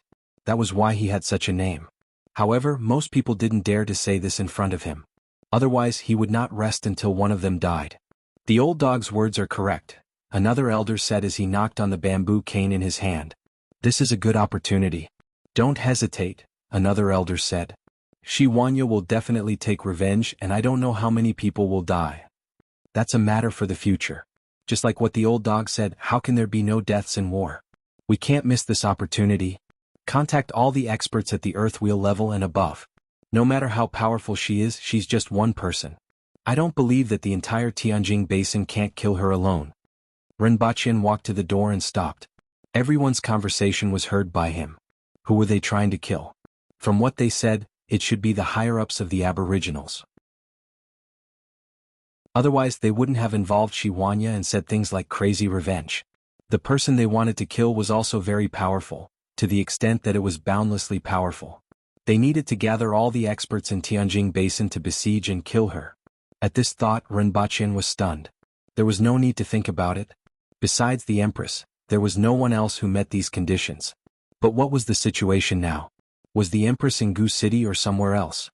Both of you come in, the old village chief Qingyun Sword said in a clear voice. Rinpoche calmed himself down and said, I see that everyone is discussing something. I don't know if I'm disturbing you. Come in and talk, Qingyun Sword said. Rinpoche and Lin Xiaola stood at one side. Lin Xiaola was still holding the Jie Shui's head, which was almost half the size of her body. After 2.5 days she had gnawed more than half of it. What was visible was the purplish-red shriveled flesh and white bones. It looked very horrifying. There's a piece of news that has just arrived. It's very important to us and to all of you. You need to take action too, Qingyun Sword said after glancing at Lin Xiaola. Please. Rinpoche cupped his hands but his heart tightened. Qi Zixiao appeared alone in Tianjin Basin. How can that be? Although Rinpoche was already prepared, he still couldn't help but be surprised after hearing what the other party said. Why would the Empress appear alone in Tianjin Basin? What was she doing here? Qingyun Sword felt that Rinpoche's reaction was very normal. He was also surprised when he heard this news. After all, the Empress of Dayo actually came to Tianjin Basin alone. It was indeed puzzling. Of course she wasn't alone. There were 2 maids by her side, but in everyone's eyes she was alone. Rinpoche already knew their plan, but he still asked subconsciously, You guys are preparing to? That's right. Gather all the experts and besiege her. Therefore we need all of you to contribute, Qingyun Sword said in a deep voice as he looked at Lin Xiaola. His target was Lin Xiaola. As for Rinpoche, it wasn't that he looked down on him, but he was really a piece of trash in terms of martial arts. That's how it should be. Seeing that Qingyun Sword had made his decision, the celestial hound immediately slapped its thigh and laughed heartily. Even if I die there, it will be worth it. Besieging and killing the 5th most powerful expert in the world and the Empress of Dayo was a big deal. Chapter 451. Everyone discussed for a long time before returning to their residences. In less than an hour, 7 or 8 elders left the hidden village with lofty sentiments. Needless to say, they were calling their friends and inviting people to come out of the mountains. Those who were personally sought out by this group of old fellows were definitely not ordinary people. These old fellows went out to look for experts who lived in seclusion. In addition to those experts who lived in seclusion, there were also the 3 major powers and various large and small sections. Those who participated in this siege were all experts at the Earthwheel level and above in Tianjin Basin. If it weren't for the inconvenience of mobilizing so many experts and the fact that the Empress's whereabouts weren't fixed, they would have arranged for a large number of ordinary elite soldiers and man-wheel experts to wear down the Empress's strength. Under the circumstances where the Empress's whereabouts were uncertain, only experts could reach the destination in the shortest time possible. Something big has happened. This was the only thought in Rinpoche's mind. Why did the Empress come to Tianjin Basin? Originally, Rinpoche wanted to get some weapons to stabilize them and enter their ranks to understand their entire plan. When the time came, he could make targeted arrangements and eliminate all of them in one fell swoop. However, all his plans had been disrupted. Why did the Empress come to Tianjin Basin? She didn't bring any guards and only brought Qin Yuan and Hong Yuan. The Empress wasn't a god. Although she was very powerful in Rinpoche's eyes, even the 5th most powerful expert in the world wouldn't be able to escape if she was surrounded by hundreds of Earthwheel experts and more than 10 Spirit Wheel experts. After all, ants could kill an elephant if there were too many of them. The boss had to be defeated by a group of people. What should he do next? The best way was naturally to find the Empress and leave Tianjin Basin. However, it wasn't easy to find the Empress in Tianjin Basin. Even in a city, he would brush past her, not to mention that he only knew the approximate area. Finding the Empress was like looking for a needle in a haystack, so it was better to follow the main force. Then what? The Empress and Lin Xiaola, along with him, Qin Yuan and Hong Yuan, who were burdens, faced countless experts. No matter how he thought about it, there wasn't much of a chance of victory. As for himself, he really couldn't help much. 4 Earthwheel experts, conventional weapons weren't of much use, let alone Spirit Wheel experts. Nuclear bombs? Let's not talk about whether or not they could obtain those things. Even if they could, they would perish together. Poisonous gas? It seemed feasible. However, after thinking about it, he was an outsider and surrounded by experts. If he took out a bunch of bottles, it would definitely arouse suspicion. When that happened, he would be slapped to death. Furthermore, the speed at which the poison spread was too slow. Those experts were fast and had strong resistance to poison, so it was impossible for them to poison more than a few people. Using poison had the same problem as using nuclear bombs, which was that it was not easy to get their hands on such weapons of mass destruction. Apart from these, he could not think of any other method that would be useful in such a case. In this situation, there were not many weapons on Earth that could be of use. His last resort was to bring everyone back to Earth and hide for 5 days. He would wait for the Empress to kill a batch of them first. At the crucial moment, he would bring everyone back to Earth to recuperate for a few days before returning. However, it wasn't easy to grasp the timing. With so many experts fighting, the situation could change in an instant. He had to bring along the Empress, Qing Yuan, Hong Luan, and Lin Xiaola. One could well imagine the difficulty of this task. Forget it. Presumably, there was still some time before they could gather enough people to reach the target area. He would think about other methods during this period of time. Ren Baqin felt a headache coming on. He simply wanted to sigh. Your Majesty, didn't you stay in Gu City? Even if you wanted to come to Tianjing Basin, you should have brought more people with you. Ren Baqin turned his head and saw that Lin Xiaola was still gnawing on her lion head. It has been more than 2 days. Don't your cheeks hurt? However, Ren Baqin felt that her face was a little too big. Could this be the legendary gills? Lin Xiaola scratched people's faces for no reason. Ren Baqin really suspected that she was related to cats. If she was really a cat girl, then it would be logical for her to be tanned. When she was done gnawing, he would be able to see her bun-like face. They want to kill Her Majesty. Don't you have anything to say? Ren Baqin looked at her happily gnawing and couldn't help but ask. What? Lin Xiaola looked up in a daze. They want to kill Her Majesty. What? Where? Oh. Lin Xiaola's reaction was almost a replica of who she was, where she was, and what she was doing. Nothing, you can continue gnawing. Ren Baqin covered his head. That afternoon, Ren Baqin returned to Earth. At night, when the moon rose, the figure of the old village chief, Qing Yun's sword, appeared outside the courtyard. Is Mr. Yi in? No. Lin Xiaola gnawed on the lion head while speaking vaguely. Where did Mr. Yi go? Qing Yun's sword was a little puzzled. He should be in the room at this time. Lin Xiaola put down the lion head and tilted her head to think for a long time. In the past, Ren Baqin had told her how to deal with such a situation. What did he say again? After thinking for a long time, Lin Xiaola finally remembered something. Her voice was full of dissatisfaction and anger as she said, What time is it now? Do you have any civility to disturb me at such a late hour? Wait for me to go out and beat you to death. The last word, was extremely charming and full of twists and turns. In addition, when she was gnawing on the lion head, she mumbled something. Qing Yun's sword's thoughts immediately went astray. I'm sorry, Mr. Yi, come to my room tomorrow when you wake up, Qing Yun's sword said, flicked his sleeves and left quickly. After walking for more than 100 meters, Qing Yun's sword looked up at the sky as if he was looking at his lost youth. The next morning, Ren Baqin came back with an arrow on his back. He was thinking that with so many people around, the Empress might not be able to see him. If he played pomp and circumstance, his voice would be very recognizable. Needless to say, the Empress would know where he was. In addition, there was a pile of fortified smoke bombs. The main thing was that he didn't know what to bring. After thinking about it, he thought that this thing might come in handy, so he prepared some first.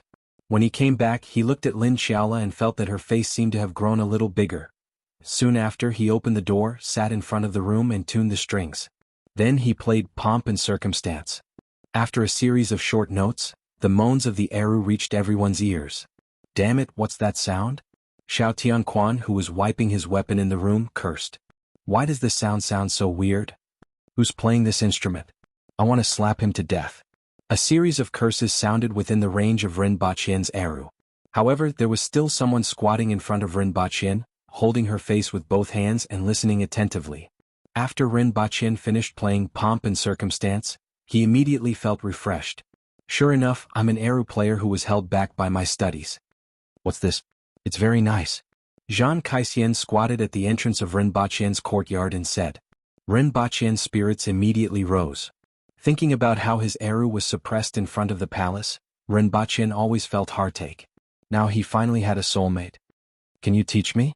Zhang Kaixian asked again. Sure. Ren Baqin nodded and agreed without hesitation. Rinpoche now felt that this little girl in front of him was becoming more and more pleasing to the eye. A soulmate was hard to find.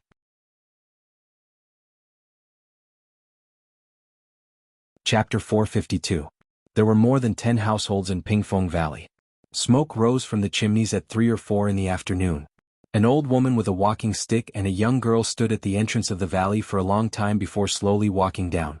"Master, is the person who lives here very powerful?" The young girl wanted to help the old woman, but she was stopped by the old woman.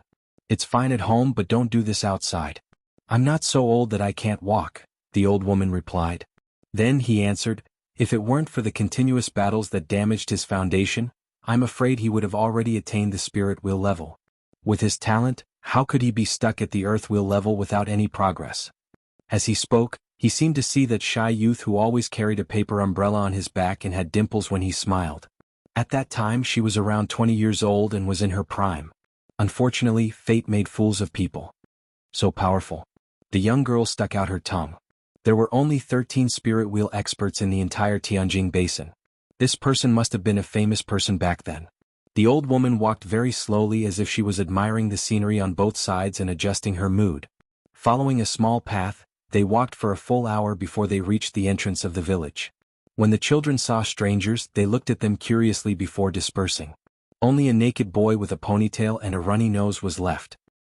He ran up to the two of them, wiped his nose with his dirty fingers and asked, "Who are you looking for?" "Who are you looking for? Does Changtian live here?" the old woman asked with a smile.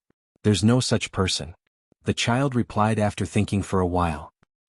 The old woman nodded and walked forward. "I already said that there's no such person. What else do you want?" the child asked curiously as he followed the two of them. He raised his hand and wanted to grab the young girl's clothes. The material of the clothes wasn't what the villagers wore, but he hesitated. When the young girl saw his actions, she quickly moved to the other side of the old woman. If she was grabbed by his runny hand, she would lose her clothes. "As long as he's not dead, he's here. Even if he's dead, I want to see his grave." The old woman replied first, then turned to the young girl beside her and asked, "Are you going to sell me out so quickly?" "Master, I was wrong." The young girl quickly lowered her head and turned to the other side of the old woman. A hand covered in snot suddenly grabbed the hem of her skirt, causing her face to twitch. She looked like she was about to cry. "So soft." The child touched the skirt enviously, then quickly ran into the village. "Run, Grandpa Chong. An old monster is coming to take you away." The old woman's firm footsteps suddenly came to a halt, and a sullen expression appeared on her face. However, it quickly dissipated and was replaced by a light and joyful feeling in his heart. He was indeed still here. A moment later, she stopped in front of a door and saw an old man sitting in the courtyard, pasting paper on an umbrella. The old man looked to be in his 60s. His white hair was combed behind his head. He was concentrating on the work at hand. When he finished, he put the umbrella aside and looked up at the old woman with a smile. "Long time no see." Dozens of years, countless thoughts, and in the end, it all turned into a single sentence, "Long time no see." "You've broken through?" The old woman's face lit up with joy. "Yes, I originally wanted to repair my foundation, but no matter how much effort I put in, it was all in vain. Eventually, I gave up and worked here every day to feel everything around me. I didn't expect to break through. Life is still unpredictable." Chang Tian said in a relaxed tone, completely ignoring how disheartened he was and how he gave up everything to come to this village. Good. You can live a few more years than me. Remember to visit me on my grave every year." "I'm afraid of loneliness," the old woman said with a trembling voice and tears in her eyes. "Eh." Chang Tian replied with a simple word. After the old woman passed away, he moved to her grave and guarded her every day so that she wouldn't be lonely.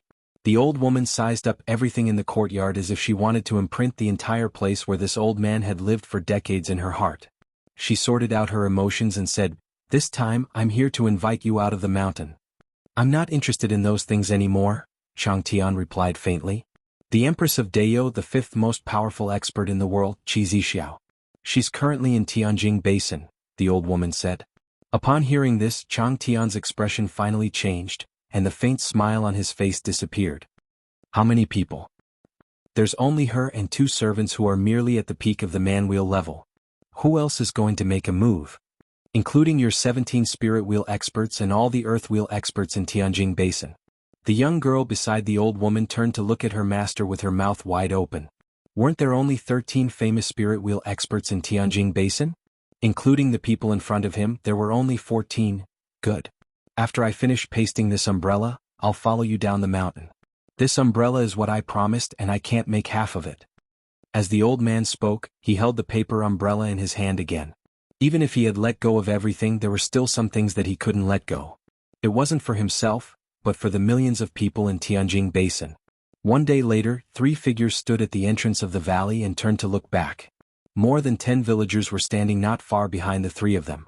They were holding a bundle in their hands. Elder Chang, I've picked some mulberry seeds that you like to eat. I've packed them in this bundle for you to eat on the way. Also, I've packed the dough balls that I've made with Suzy leaves for you. Grandpa Chang, come back soon. The old man took a deep look at each and every one of them. He remembered all these simple villagers in his heart before taking the bundle and saying, "There's no need to send me off. I'm leaving and will be back soon." On Mount Qingyo, 5 figures strode down the mountain. 4 of them not only dressed the same, but even their appearances were exactly the same. The only differences were that one of them had a mole on the left corner of his mouth, another had a mole on the right corner of his mouth, one had a mole above his lip, and the last one had a mole below his lip. One of them roared, and the other 3 opened their mouths in unison. Their voices were so loud that they traveled dozens of kilometers. All the beasts on the mountain were frightened to the ground, and all the birds soared into the sky. Ha ha, there will be a day when the 4 of us can make a move. Let's take a look at those old bastards and see how many of them are still alive. At the Golden Ring residence, Zhan Changkong, Painting Fairy, and the various attendants stood in front of the residence. At this moment, everyone was different from when Rinpoche first met them. Everyone was armed and overflowing with murderous intent. "Su Huan, after we leave, the residence will depend on you," Zhan Changkong said. "Chief, why don't I go while you and Madam stay behind?" A man in his 30s said. "Since we are going to do it, we have to do our best. This matter concerns everyone in Tianjin Basin, so how can we be afraid of death? Furthermore, with your talent, there is hope for you to enter the spirit wheel level in the future. Also, if Kaisian comes back, take good care of her." Painting Fairy's eyes were full of tenderness as she watched her husband give his instructions. In Wangbei City, the main door of the residence in the middle opened, and a dignified middle-aged man strode out. Behind him were more than 10 men and women wearing helmets and armor. In front of him was a cavalry of hundreds of people. The middle-aged man looked ahead, turned around and said, "Zai, come here." "Father." A valiant-looking young man strode forward. "If I don't come back, the North Alliance will be handed over to you," the middle-aged man said in a deep voice. The night before, he had already told his son about all the important people in the North Alliance, including who he could trust and who he couldn't. Regardless of who came back alive, his son would have a countermeasure. However, before they set off, he was still a little worried. "Father, you will definitely come back safely. I wish you a triumphant return," the young man said in a clear voice. "Haha, Cheesy Xiao, the 5th most powerful expert in the world, who dares to say that they will come back alive?" The middle-aged man laughed. Then, he hesitated for a moment before slowly placing his hand on the young man's head and touching it. This was the first time he had touched the young man's head like this since he was 5 years old. "Father." The young man's eyes were a little red. "Sissy." The middle-aged man couldn't bear to see him like this and scolded. A few women wearing helmets and armor behind him immediately glared at him. Let's go, the middle-aged man said in a deep voice. "The North Alliance." Many of the cavalrymen in front straightened their bodies and shouted. "Southern Metropolis, Green Bellflower, Lingshan Sect, Mangsing Pavilion, Nine Blade Sect, Death Toad Sect." Whether they were famous or not, whether they were well-known sects in Tianjin Basin or gangs that were looked down upon by the people, whether they were the higher-ups of the 3 major powers or the elders living in seclusion in the mountains.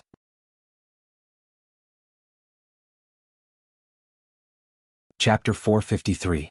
Rinpoche sat in the courtyard in a daze. The sound of wood being sawed could be heard not far from him.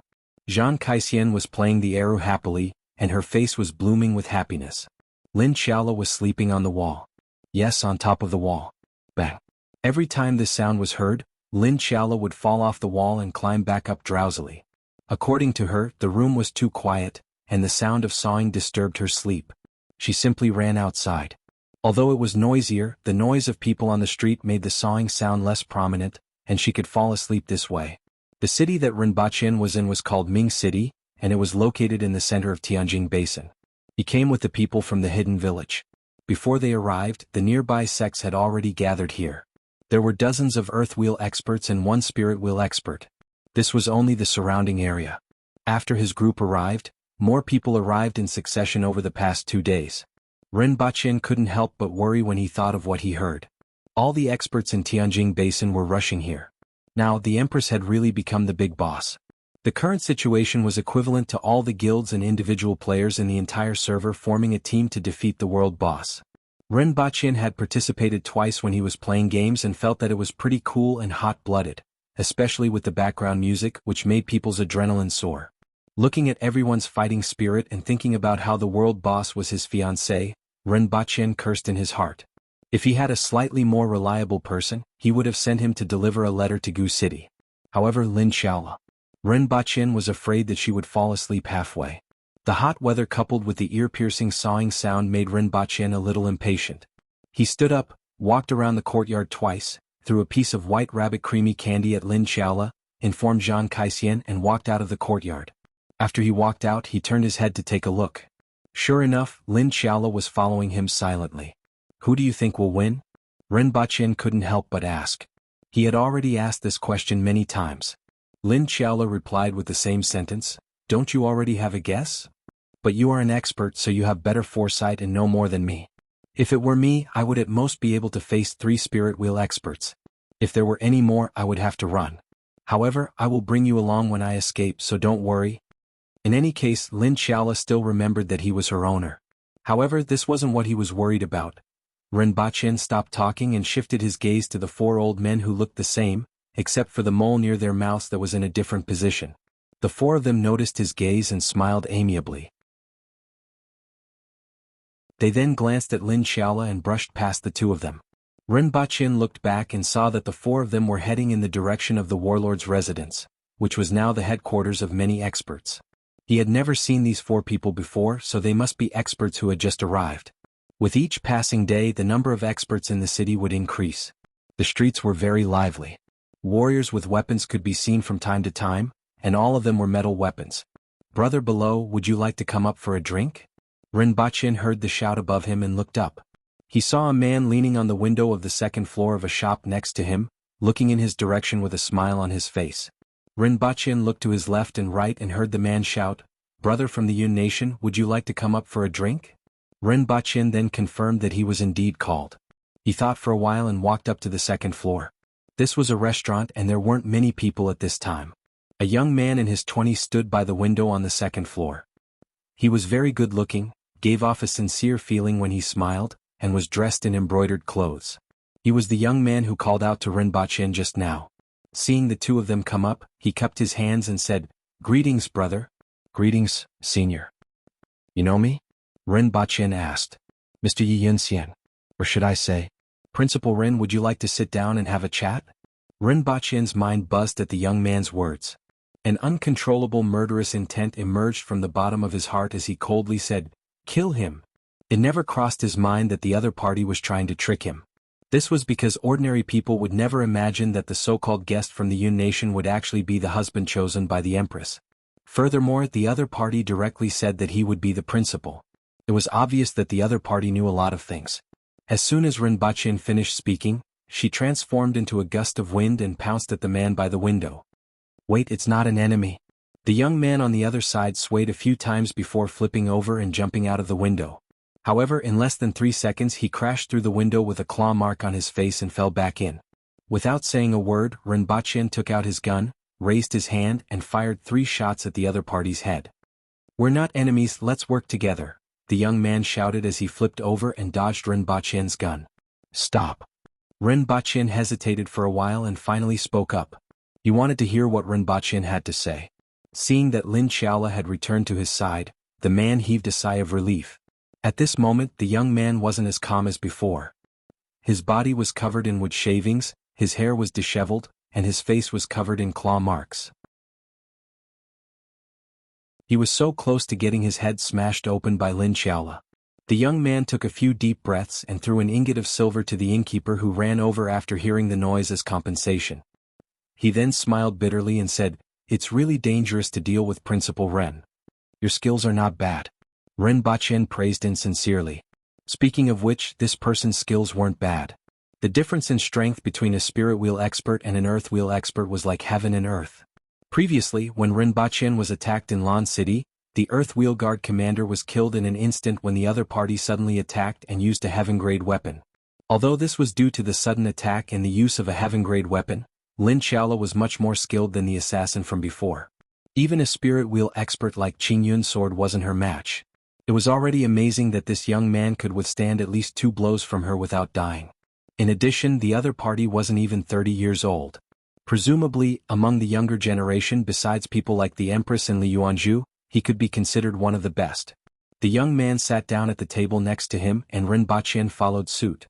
After the other party took out a bottle and applied some medicinal powder to his face, the wound on his face began to heal quickly. However, the newly regenerated skin was still a little tender, and the scratch marks could still be seen. "Who are you?" Ren Bachien calmed down and asked faintly. "You should have heard that someone from Great Xia is also here." The young man laughed and didn't seem to be affected by the life and death experience just now. If it was someone else who almost lost their life just now, they wouldn't be able to calm down even if they wanted to cooperate with you. Just based on his temperament, he wasn't an ordinary person. "It's you." Ren Bachien was surprised. He didn't expect the other party to be sent by Great Xia and know his identity. However, he kept saying that he wanted to cooperate with him, and he didn't know what he meant. "Principal Ren, you can call me Su Qing." "How did you recognize me?" Ren Bachien asked. This was what he wanted to know the most at the moment. "I've seen the 7th Prince and happen to know that Principal Ren and the 7th Prince look exactly the same." The young man smiled. Ren Bachien suddenly realized that this was where the problem lay. "I didn't expect Principal Ren to change your identity and become a citizen of the Yun Nation to infiltrate the headquarters of the Secret Alliance. I think it isn't a coincidence that the Empress of Dayo appeared here."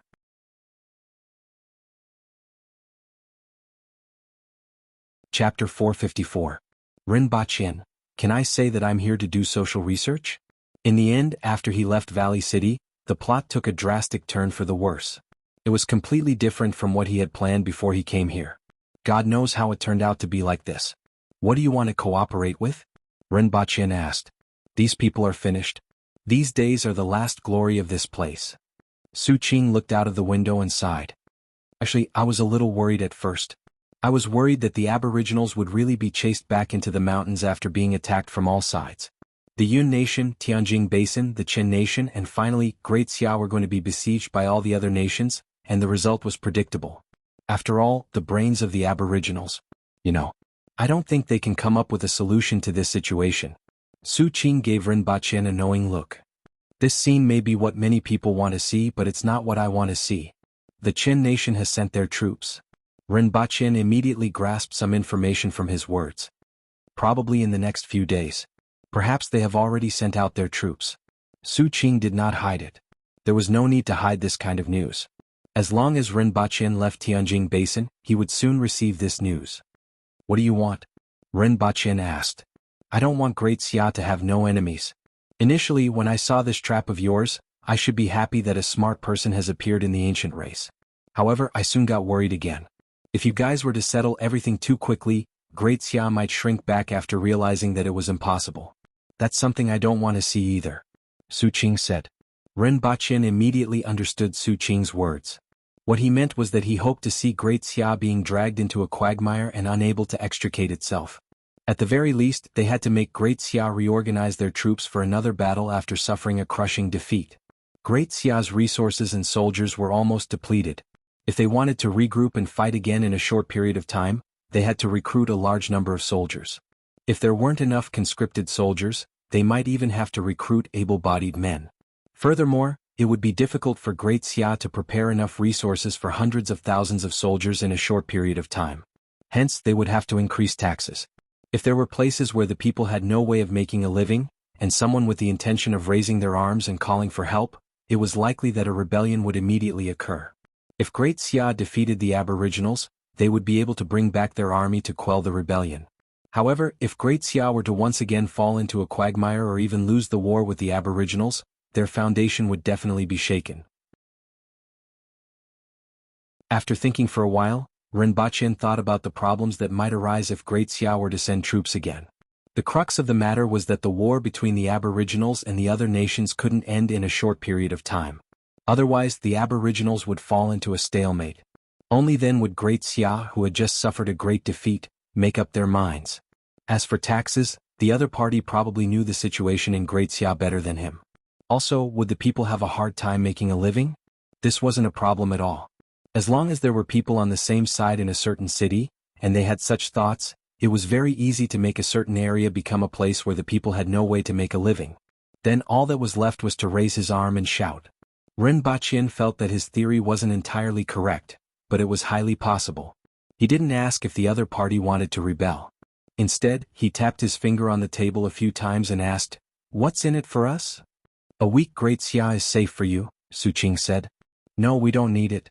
We don't care if Great Xia is strong or weak." Rinpoche shook his head. With him around, with the advancement of science and technology, it was conceivable that Dayo would become prosperous and powerful in the future. Why would he care about whether Great Xia was strong or not? In the next few years, a decade or even decades, it would put pressure on Dayo? Rinpoche then said with some contempt, "Moreover, if it's just Great Xia alone, what kind of storm can it set off?" It wasn't that he was looking down on anyone, but in terms of strength, the Aboriginals could beat 10 of them. "You underestimate the people of the world and Great Xia too much," Suqing said. "Wu Shengho has been scheming for so many years. If it weren't for those messy things of yours, I'm afraid that the north of Dayo would have been lost." "You know a lot?" Rinpoche asked. Suqing smiled and didn't answer this question. After all, many things that had been used on the battlefield couldn't be hidden from others. In fact, what he cared about the most wasn't the things that Rinpoche used on the battlefield. Instead, it was the ease with which the Aboriginal troops were mobilized in battle. This included the current battle in the northeast. The Aboriginal generals were able to command the troops with ease, respond extremely quickly, and their combat power had increased by more than 30%. This was something that Great Xia couldn't achieve. He guessed that there must be a reason for this. Although there was no evidence, he had some guesses. If you have any trump cards, then take them out. People die in war.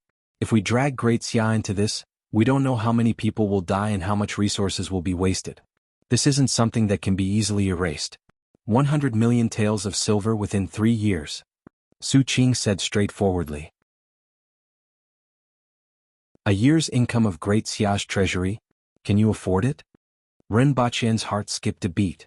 100 million taels of silver was definitely a huge figure. This was Dayo's income for more than 10 years. After deducting the expenses of various places, there was basically not much left from Dayo's annual income of a few million taels of silver. There were too many things that could be done with this amount of money. Even Rinpoche was a little tempted. Even though he had already made up his mind to seize the entire Yun nation, his goal was to make the Yun nation part of his territory. He definitely couldn't do too much in the Yun nation, and the money that he would get in the end might not be much more than this sum of money. The aristocratic families of Great Xia are still very wealthy. I will get them to fork out this sum of money, but it will take some time for Great Xia to be in chaos.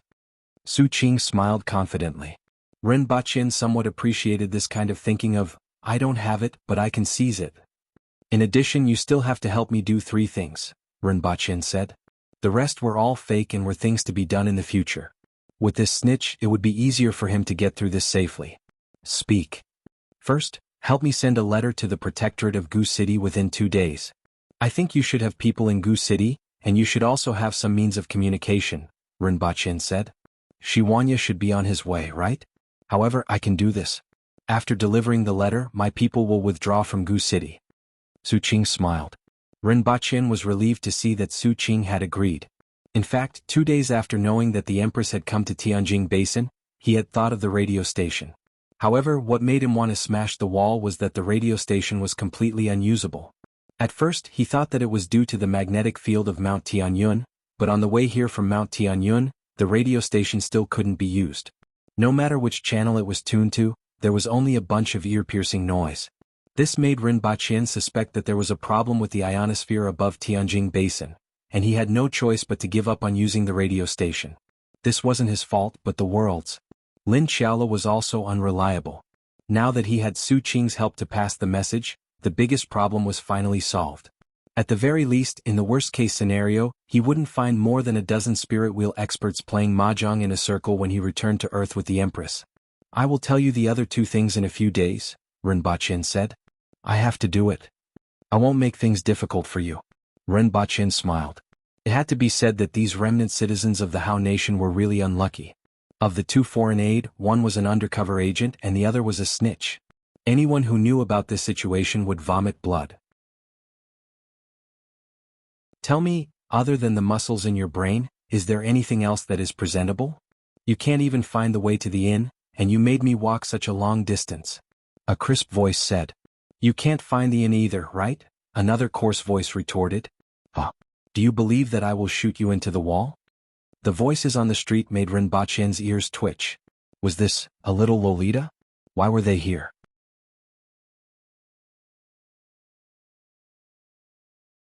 Chapter 455. Rinpoche craned his neck to take a look. Sure enough, it was little Lolita. She was holding some local snacks in her hand, and beside her was a tall and well-built student. The two of them stood together. Just by looking at their backs, one would think that they were father and daughter. If there's any news, remember to inform me, Rinpoche said. They don't trust me very much either.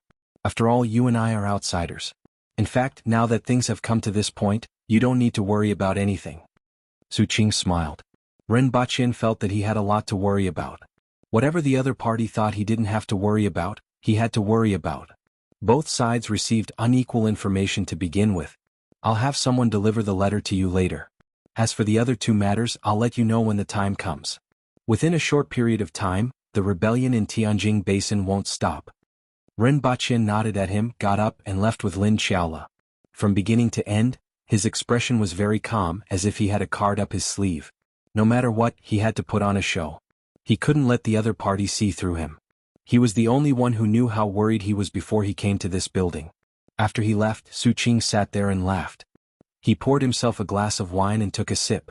Great Xia was already rotten and should have been overthrown long ago. Everything that was taken away should be returned. It was a pleasant surprise to be able to meet Qi Zixiao's husband.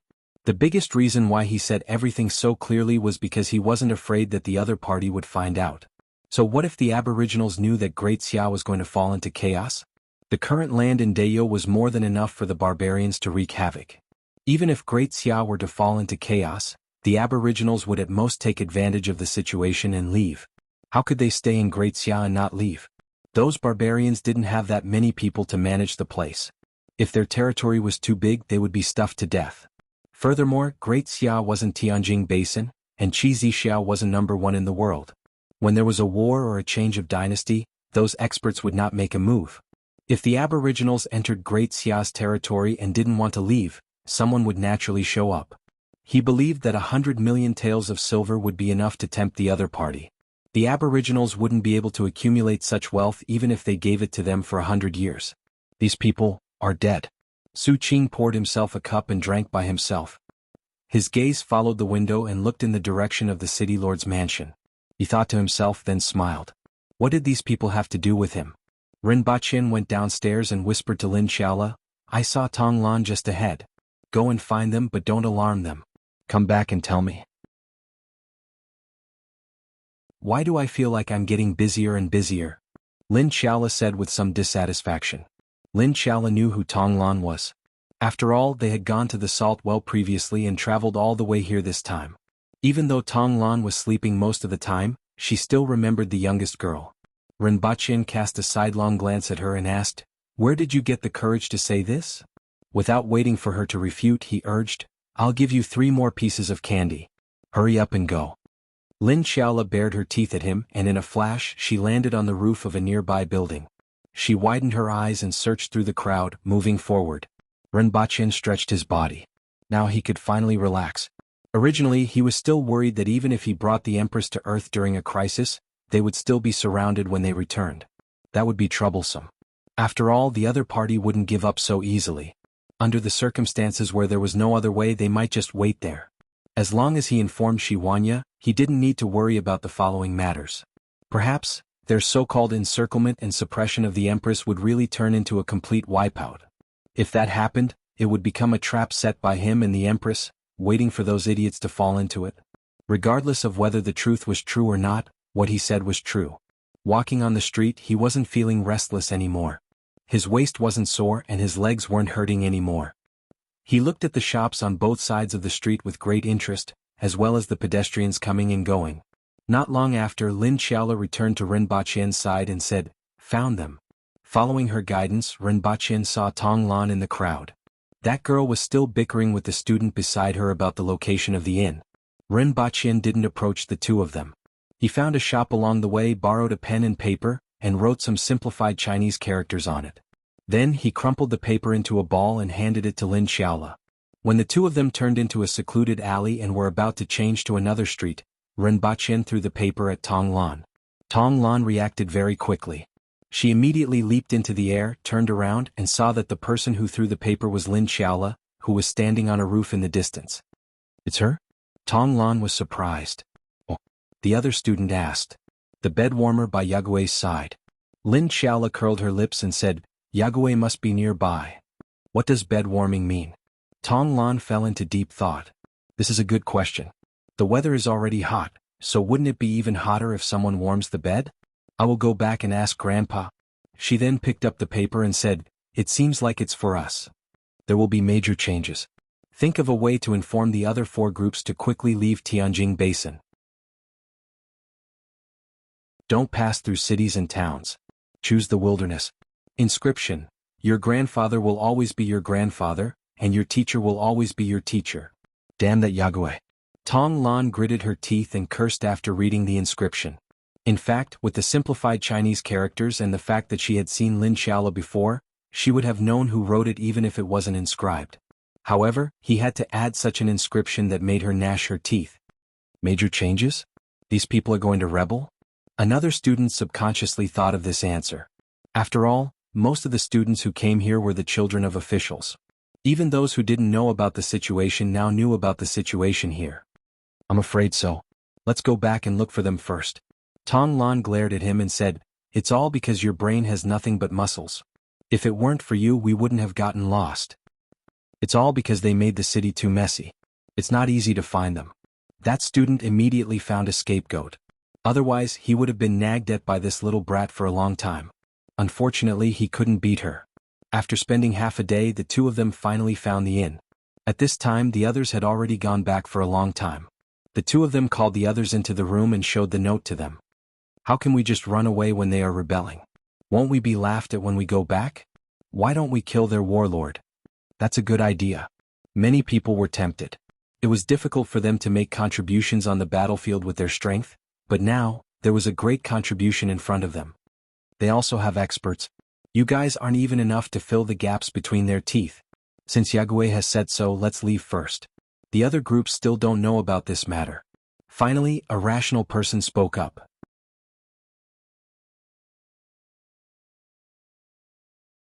Chapter 456.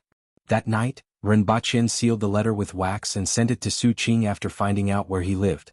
Over the next few days, Ren Baqian saw waves of experts from all over Ming City. On this day, the people from the North Alliance arrived. The leader of the Northern Alliance, Tai Feng, arrived at the scene with a dozen armored generals and hundreds of knights. Tai Feng was a spirit wheel expert, and he wasn't a weakling. The dozens of generals were all earth wheel experts, and the hundreds of knights were all man wheel experts. This wasn't the strength of the entire North Alliance, but the strength of Wangbei City. This city alone was stronger than the Golden Ring residence, one of the 8 major sections. This showed the strength of the North Alliance. Tai Feng hadn't been in the city for long when the Northern Alliance's experts began to gather. They were the most powerful force in the city. "The chief of the North Alliance, Tai Feng, is inviting me to a banquet?" Ren Baqian looked at the invitation in his hand and was slightly surprised. He knew that Tai Feng had entered the city and even took a look at him from the entrance. He didn't expect that he would be invited to a banquet the night he entered the city. "Should I go?" Ren Baqian read the invitation again and pondered for a while. To be honest, he didn't have any intention of building a good relationship with these people. There was no need. However, it was good to go and see the experts from all over the world. At least, he would be able to know some of them. In addition, he wanted to see if he could get any useful information. That night, he went to Tai Feng's banquet. He didn't get any useful information, but he did get to know some of the important people in the North Alliance. In addition, the dance of the group of naked girls that night had left a deep impression on him. Very deep. It was so deep that he even dreamed of a demonic dance at night. After waking up, Rinpoche directly threw the underwear into the trash can without any intention of destroying the evidence.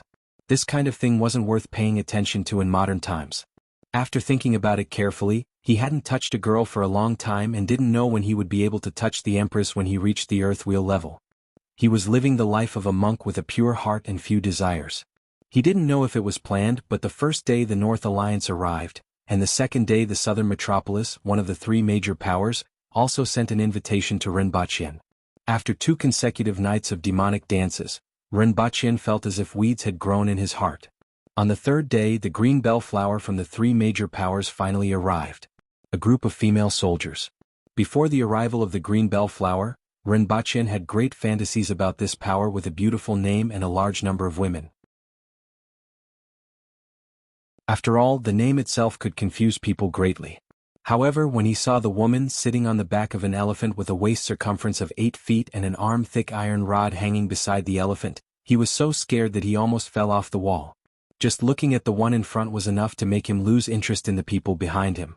Fortunately, the female army of the green bellflower had no intention of hosting a banquet. Otherwise, Rinpoche would have to rack his brains to think of a way to reject them without incurring a grudge. He was not afraid of offending people, but he did not want to be stared at during this period of time. In the past 3 days, apart from the 3 great powers, there were also sects of various sizes, including 7 of the 8 great sections.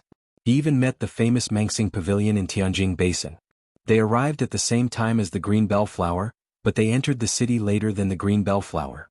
Compared to the undeserving reputation of the green bellflower, Rinpoche had to admit that the Mangsing Pavilion lived up to its name.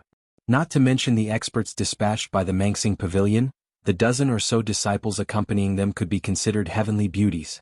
In particular, with more than a dozen cold-looking beauties going together, the quantitative change caused a qualitative change that really made people unable to take their eyes off them. When the green bellflower and the Mangsing Pavilion arrived, Qingyun's sword gathered everyone together for the first time. The venue was the warlord's residence. There were many people who came. Not only were there big and small powers, but there were also those senior experts who lived in seclusion. Even if only the main figures from the big and small powers went, including those experts who lived in seclusion, there were still 200 to 300 people. At the appointed time, Rinpoche and Lin Xiaola met Su Qing and an old man at the gate of the warlord's residence. Both parties looked at each other with a tacit understanding in their eyes. Mr. Yi, after talking to you the last time, I was suddenly enlightened. You have dabbled in astronomy and geography and I really admire you. I can't wait to have a detailed discussion with you.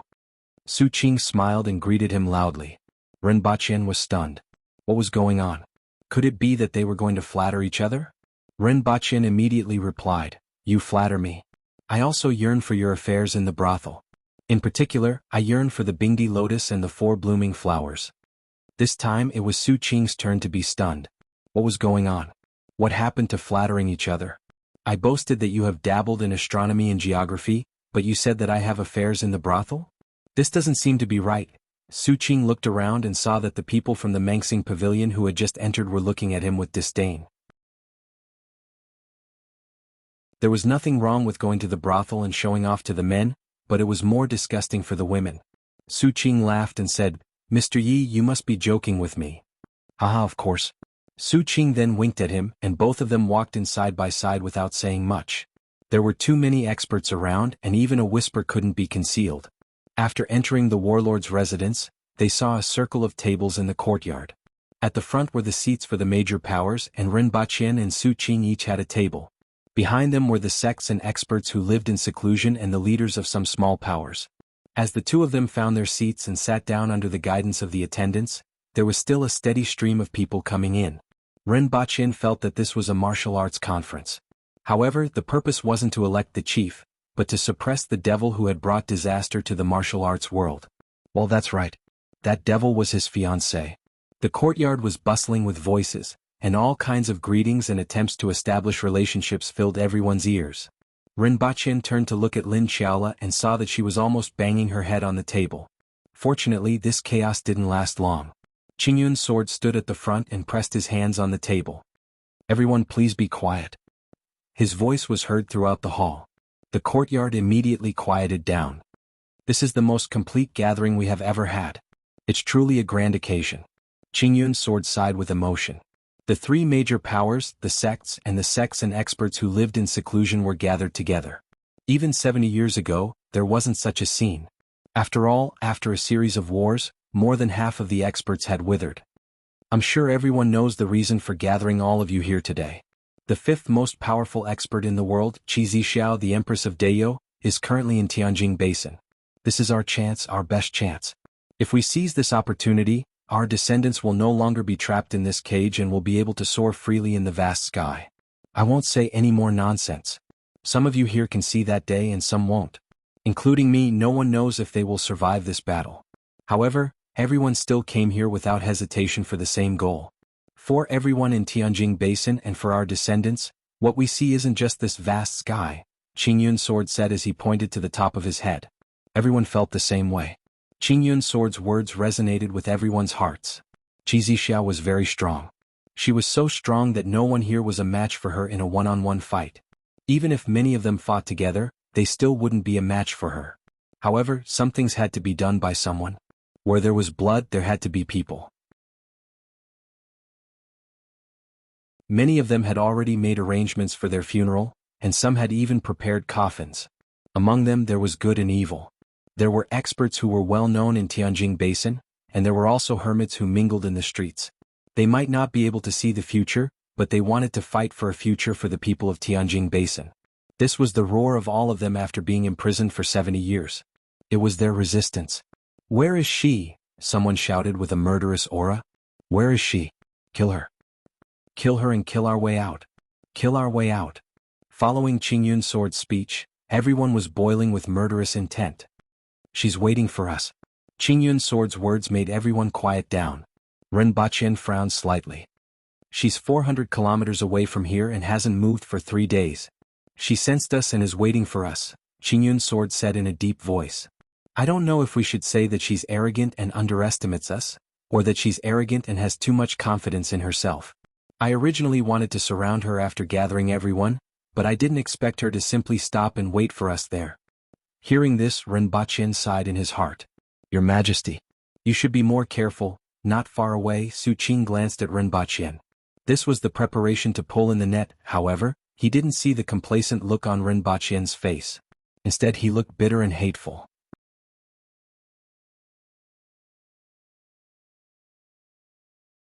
Chapter 457. After that, Ren Baqian focused half of his attention on listening to Qingyun's sword's arrangements and the other half on thinking. He occasionally turned his head to look at Lin Xiaola, who was sleeping soundly with her head propped on the table. Her saliva was dripping from her mouth and forming a large pool on the ground. Ren Baqian felt that she might need to sew her mouth shut. She looked like a pretty girl, but why was she drooling every day? Qingyun's sword was still making arrangements at the front. After all, they weren't going to surround and kill the Empress. That wouldn't be very effective. Qingyun's sword divided the earth wheel experts into 11 groups and divided them into inner and outer formations. This way they could maximize everyone's strength and reduce casualties. However, they only had 3 days to practice these formations.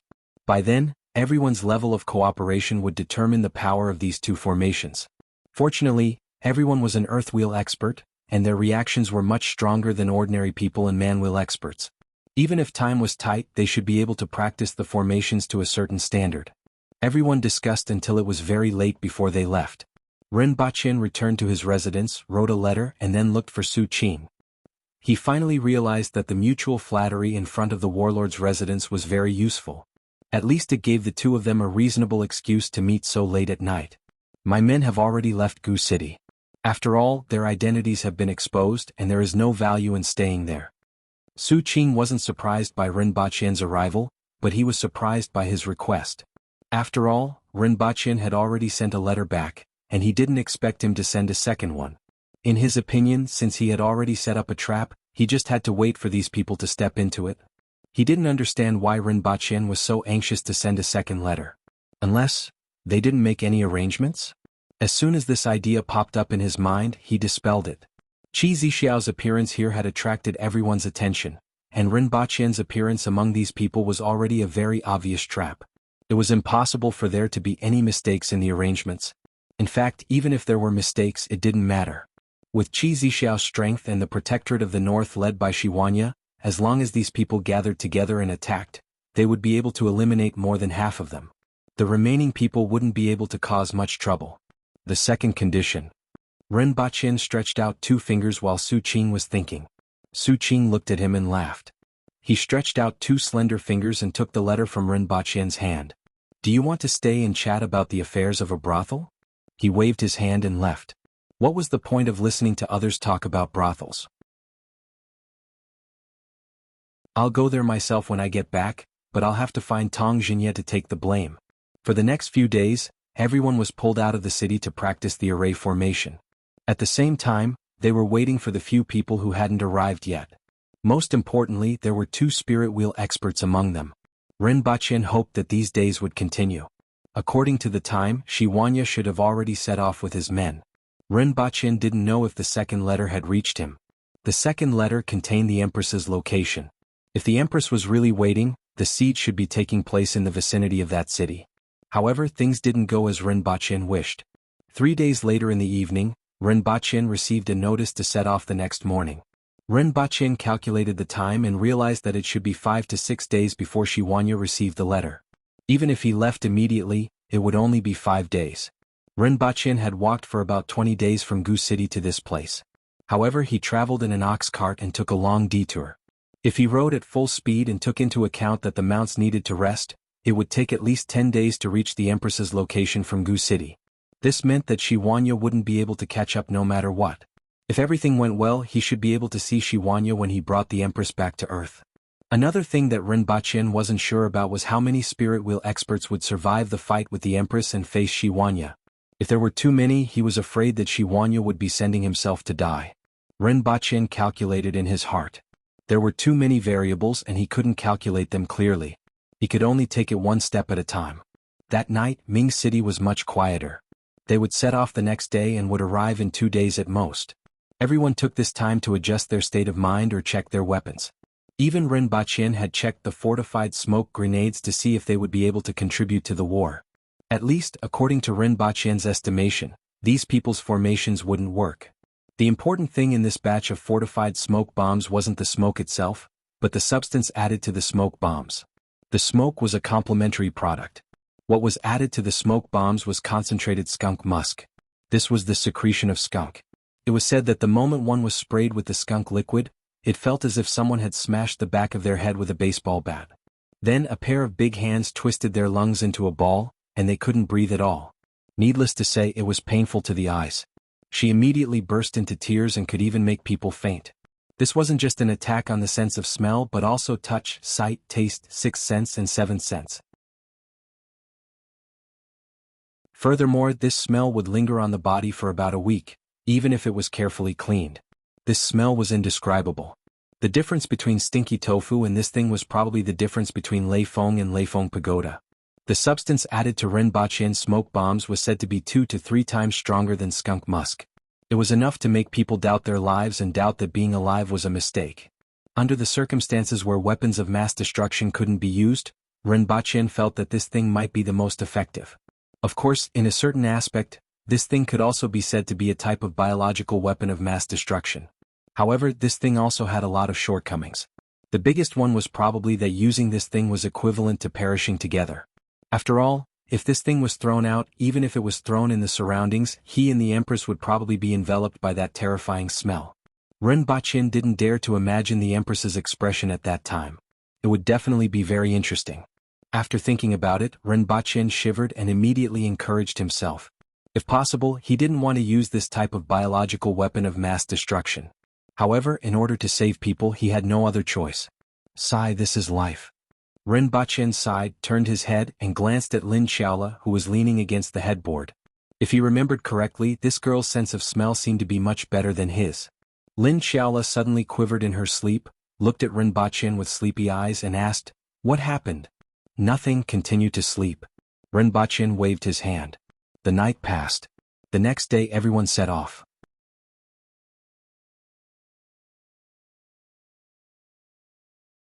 Chapter 458. In an inn in Wu City.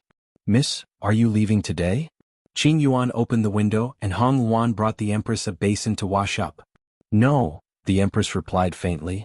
In her mouth was a toothbrush that she brought back from Earth, which was much more comfortable to use than a tree branch. In the eyes of Qing Yuan and Hong Luan, a small toothbrush was very luxurious. At least, other people, including the ministers of the imperial court, used a tree branch to clean their mouths. Is there anything here that Miss is concerned about? Qing Yuan asked softly. The Empress usually stayed in the previous cities for 1 or 2 days before leaving. However, she had stayed here for 7 days, which puzzled the two of them. I have seen what I wanted to see and it's about time, the Empress said after washing up. What time? If the remnant citizens are going to make any moves, they should be here in a few days. I thought they would come a few days ago, the Empress said. In fact, after leaving Longzhou City, she found that there were people paying special attention to her in every city. Some of them were street vendors, some were passers-by, and some were city guards. Since then she knew that she was being followed. She originally thought that she would see some people soon, but unexpectedly, it was very calm. Under the calmness, an even more turbulent undercurrent was brewing. The Empress wanted to see the experts among the remnant citizens, see what they would say to her, and see what tricks they had up their sleeves. In addition, she didn't know if that guy knew that she was here. Many people in Tianjin Basin should know and he should be aware of it, right? If he still didn't know, she should hang him on the city wall and whip him every day. After washing up, the Empress wasn't in the mood to go out. Standing in front of the window, she could see a tall mountain in the distance, which should be a good place to bury people. Those so-called experts in Tianjin Basin should be satisfied to be buried there. After standing in front of the window for a long time, the Empress turned to the two of them and said, "Play cards with me." "I'll go get it. Sister Hong Luan, you play." Qing Yuan rolled her eyes and scurried out of the room. They weren't Principal Ren and didn't dare to win when playing cards with the Empress. Even if they won, they didn't dare to stick a note. It was better to watch from the side.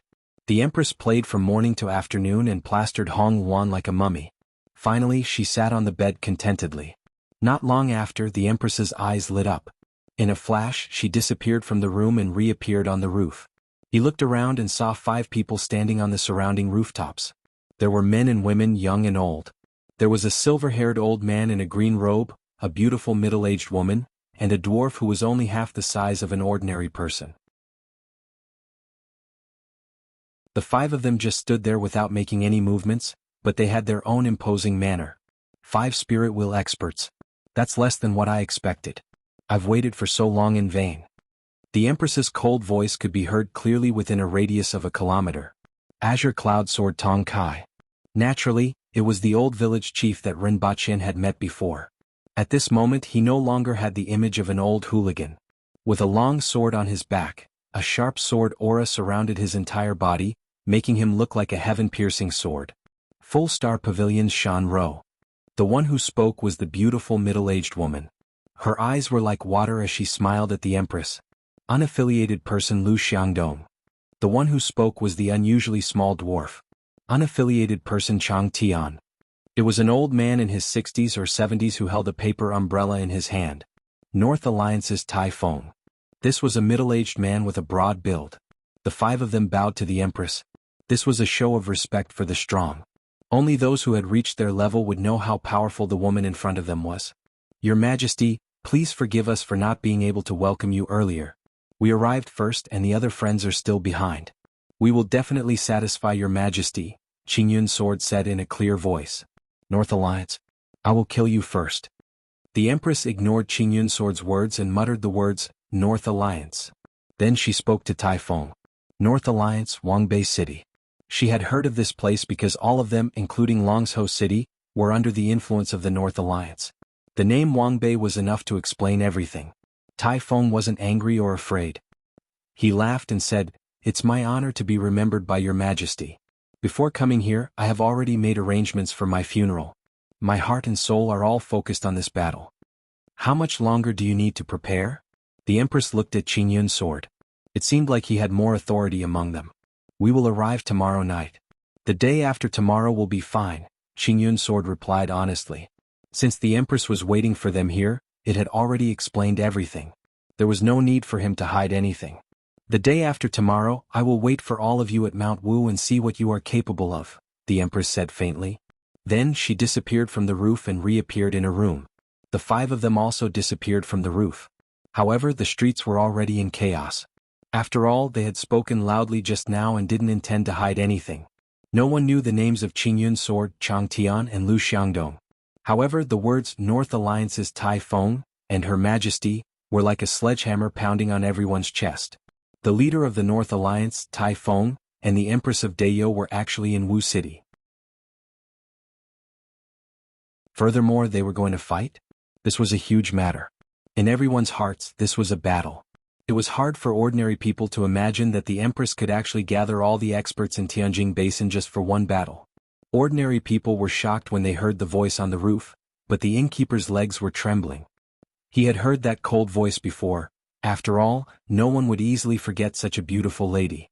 Thinking about the fact that there was such a deity living in the inn while he was completely ignorant, he had the thought of abandoning the inn and running back to his hometown to escape. That night he packed up and ran away, preparing to return in a few days. After all, the aboriginal empress didn't have a good image in the hearts of the remnant citizens. The result of this incident was that the empress enjoyed the entire inn for a day and 2 nights. Other than the 3 of them, almost all the mice had run away. On the morning of the 3rd day, the empress got up and washed up. She sat in front of the table and said faintly, "Help me dress up." Qing Yuan and Hong Yuan helped the empress dress up for an hour. After the empress was satisfied with her reflection in the mirror, she stood up and put on a bright red coat. After going out, she ran to a faraway place to eat breakfast. The innkeeper and chefs had all run away, and even the shops on the street were closed. The empress had no choice but to run to a faraway place. After finishing breakfast, the empress strolled in the city as if nothing had happened. She seemed to be strolling leisurely, but every step she took covered a distance of several meters. It was as if the ground had shortened under her feet. After leaving the city, every step she took covered a distance of more than 10 meters. Qing Yuan and Hong Yuan had to use all their strength to barely keep up with the empress's speed. At the same time, with every step she took, an imposing aura brewed and rose from her body. When she arrived at the foot of the mountain, the imposing aura from her body was already as heavy as the peak of a mountain. It was so heavy that it was difficult to reach. They could only look up and feel their own insignificance. Thousands of people stopped at the foot of Dark Mountain. When they sensed the mountain-like pressure coming from the woman in red, who was approaching them from afar, they all retreated to the sides like flowing water. Fear filled their eyes. These people were either the disciples of the various powers or the guards of the 3 major powers. The empress acted as if she didn't see these people and continued to walk forward. The people who were either standing or sitting on the mountainside also stood up and looked down the mountain. As the empress got closer and closer, everyone subconsciously made way for her to pass through. Rinpoche saw this scene from the crowd and repeated a sentence in his heart, "It's worth it to have such prestige in one's life." The empress suddenly stopped in her tracks, turned her head, and looked at Rinpoche, who was in the crowd. Rinpoche smiled and gave her a thumbs up before quickly retracting it and lowering his head slightly. The empress was happy to see him, but she said coldly, "What are you doing here?" Everyone's head turned in Rinpoche's direction. Rinpoche felt like vomiting blood.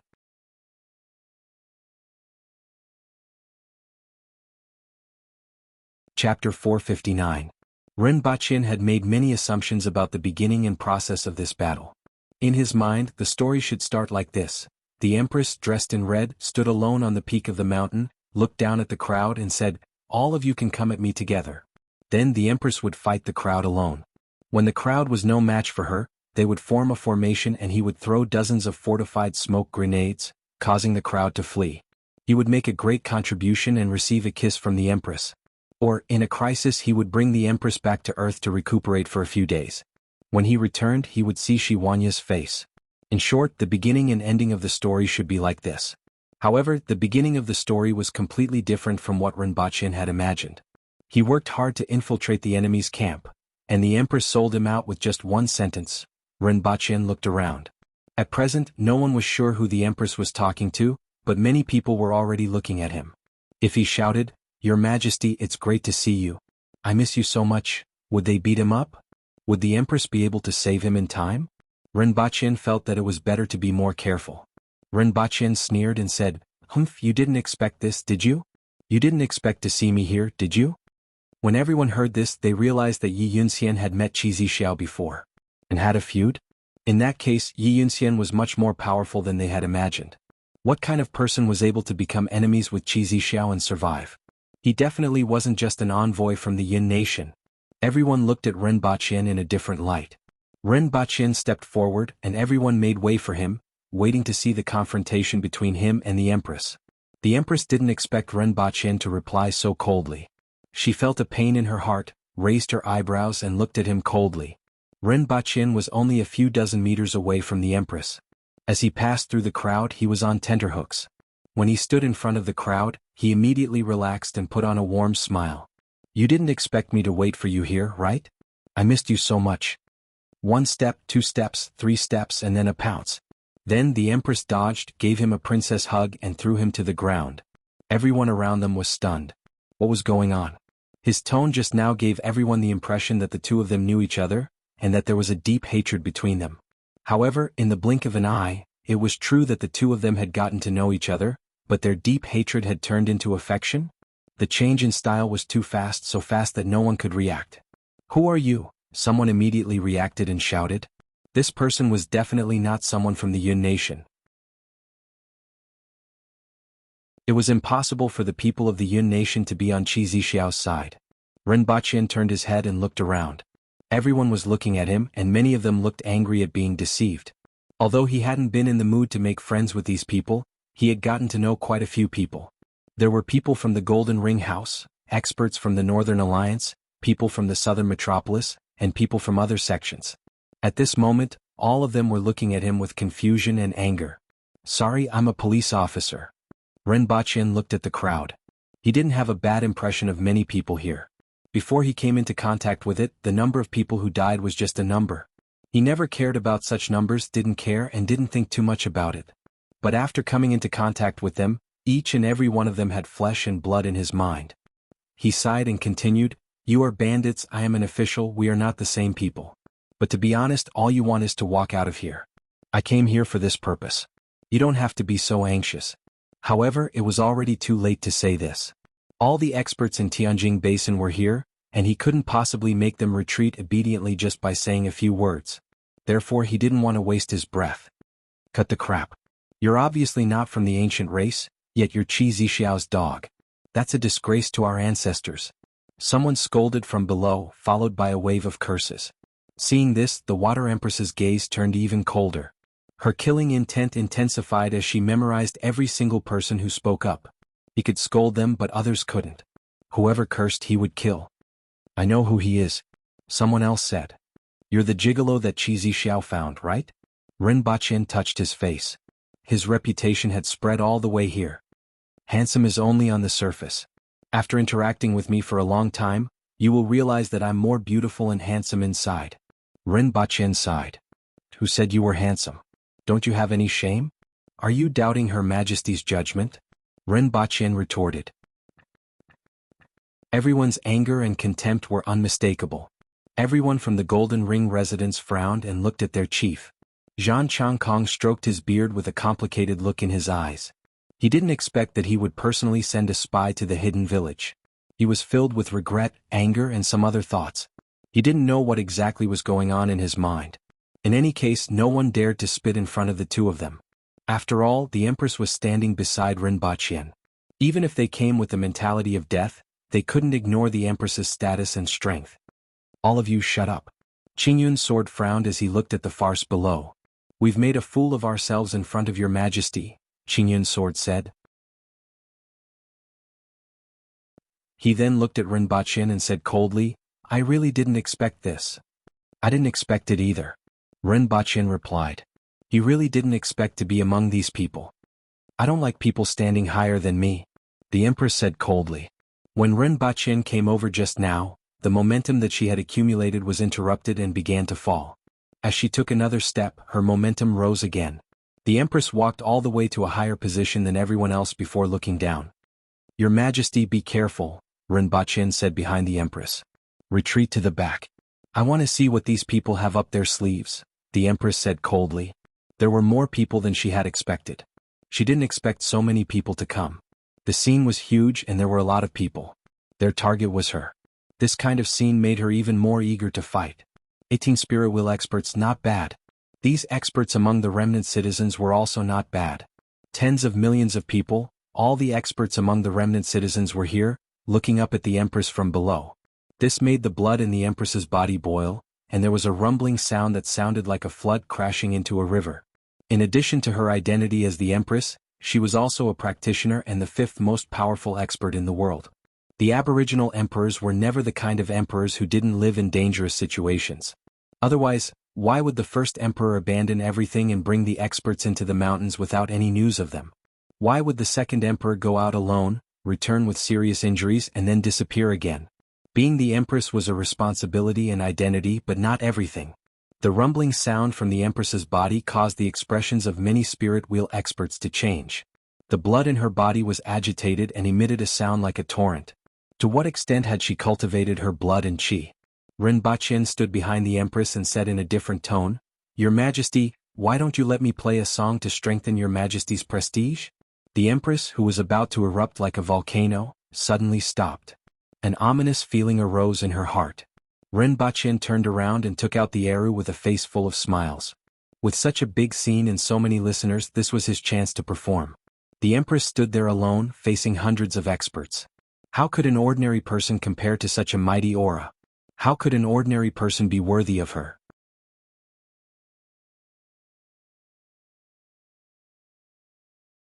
Chapter 460. At this moment the Empress even had the thought of smacking Rinpoche to death.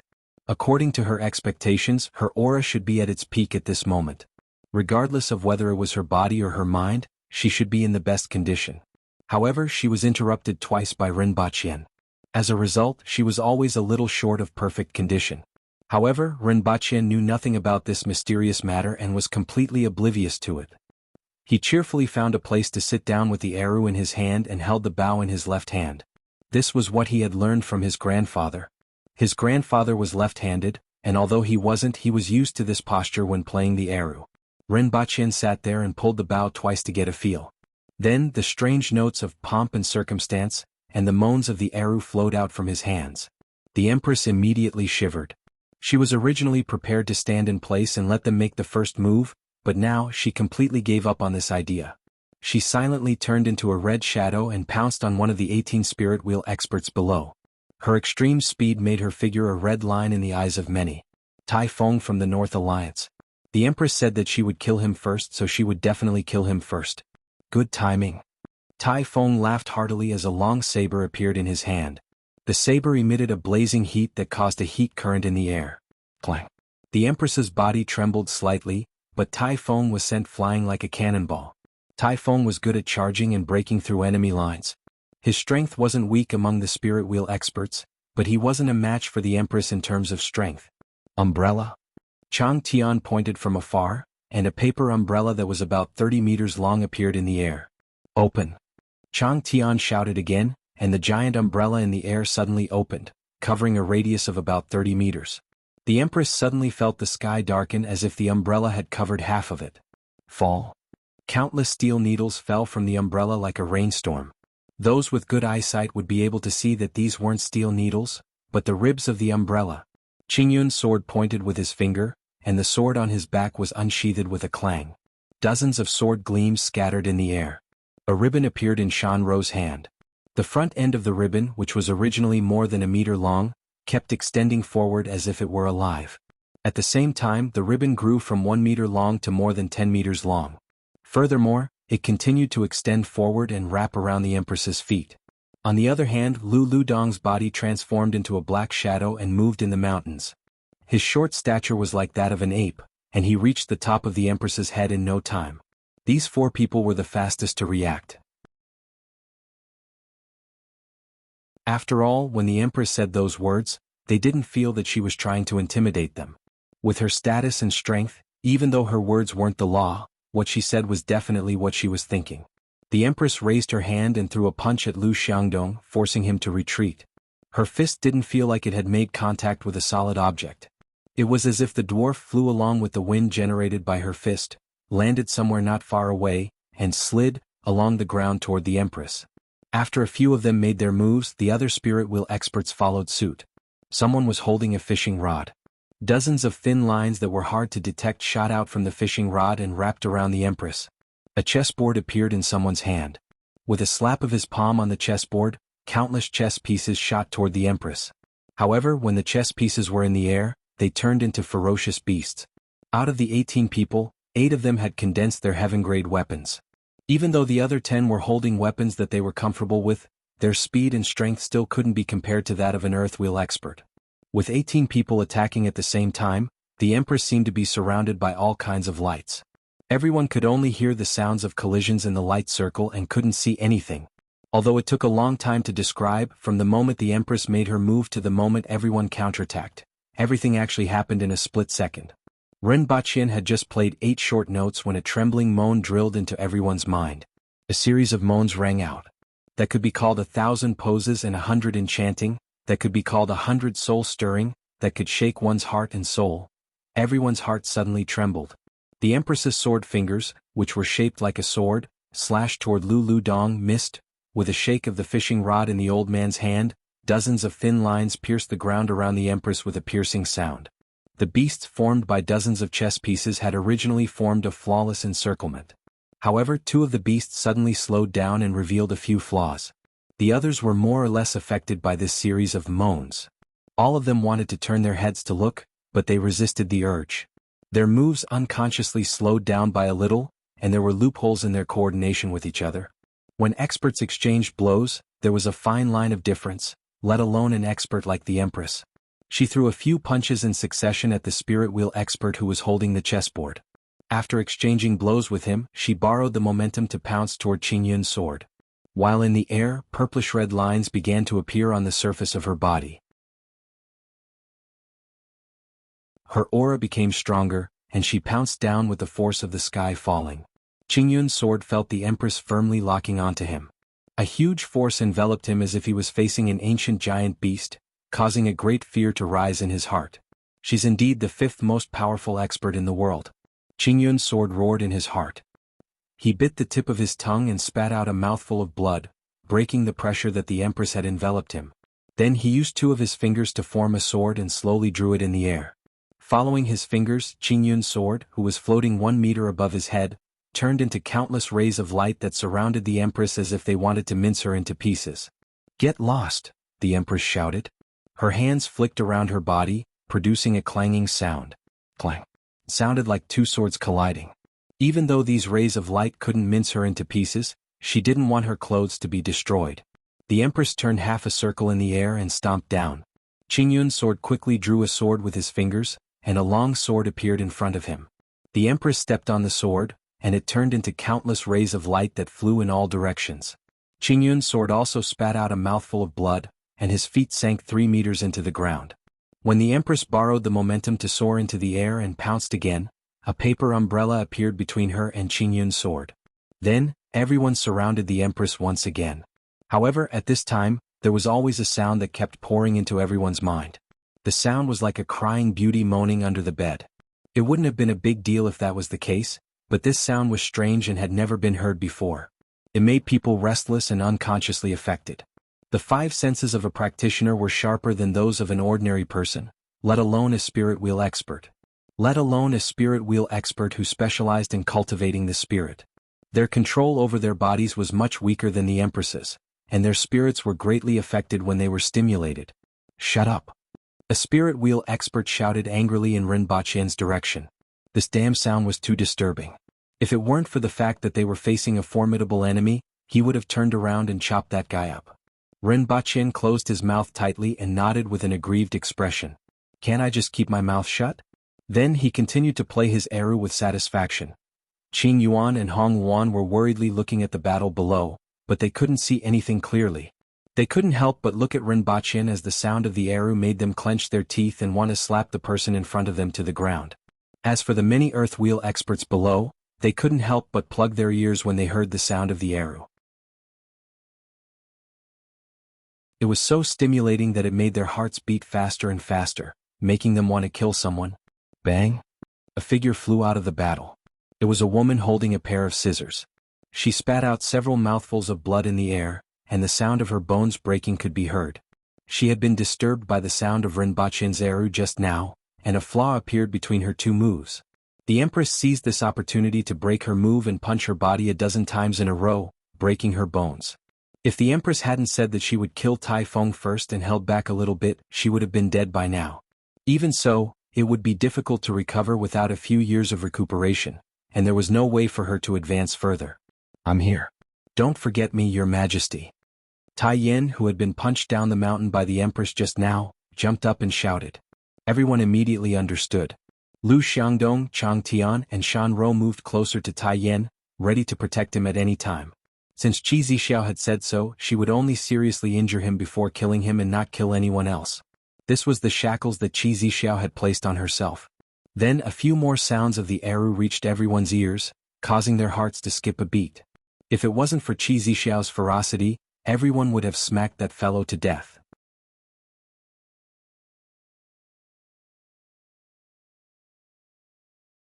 Chapter 461.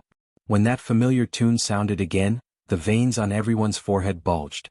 It would have been fine if it was just unpleasant to listen to, but the sound of the zither always made everyone quiver, and their movements inevitably became flawed.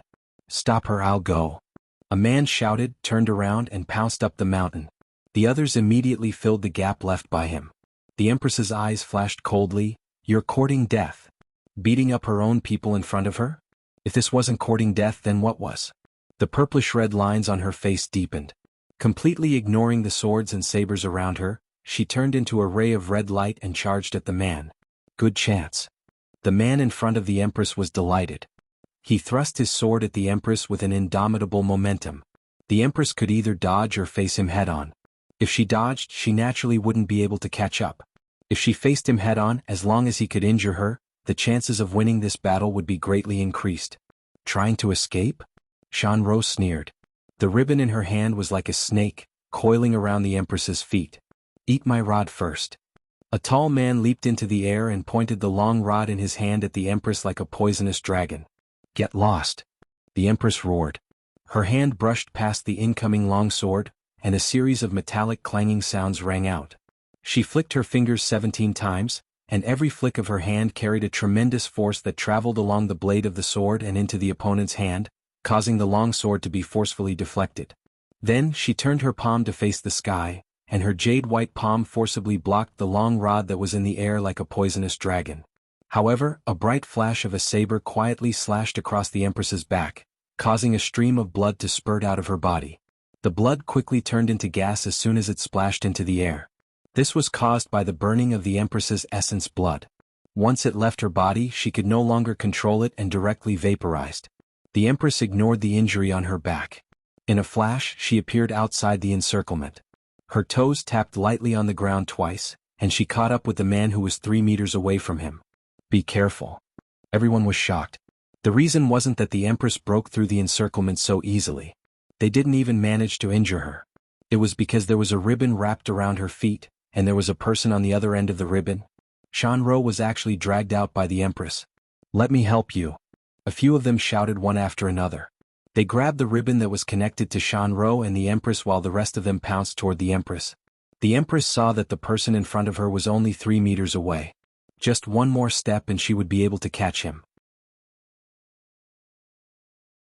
At this moment she felt a strong force coming from beneath her feet, causing her to pause. One end of the ribbon was tied to the Empress, while the other end was held in the hands of 5 or 6 people. It was like a tug-of-war. However, there were still 10 figures pouncing toward the Empress.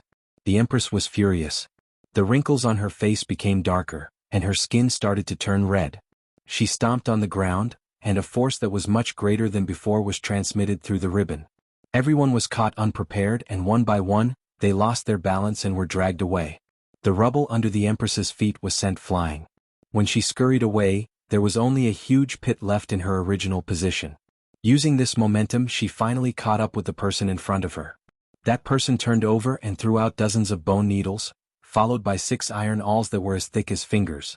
The short spear in his hand suddenly turned into a long spear. He shouted, "Break!"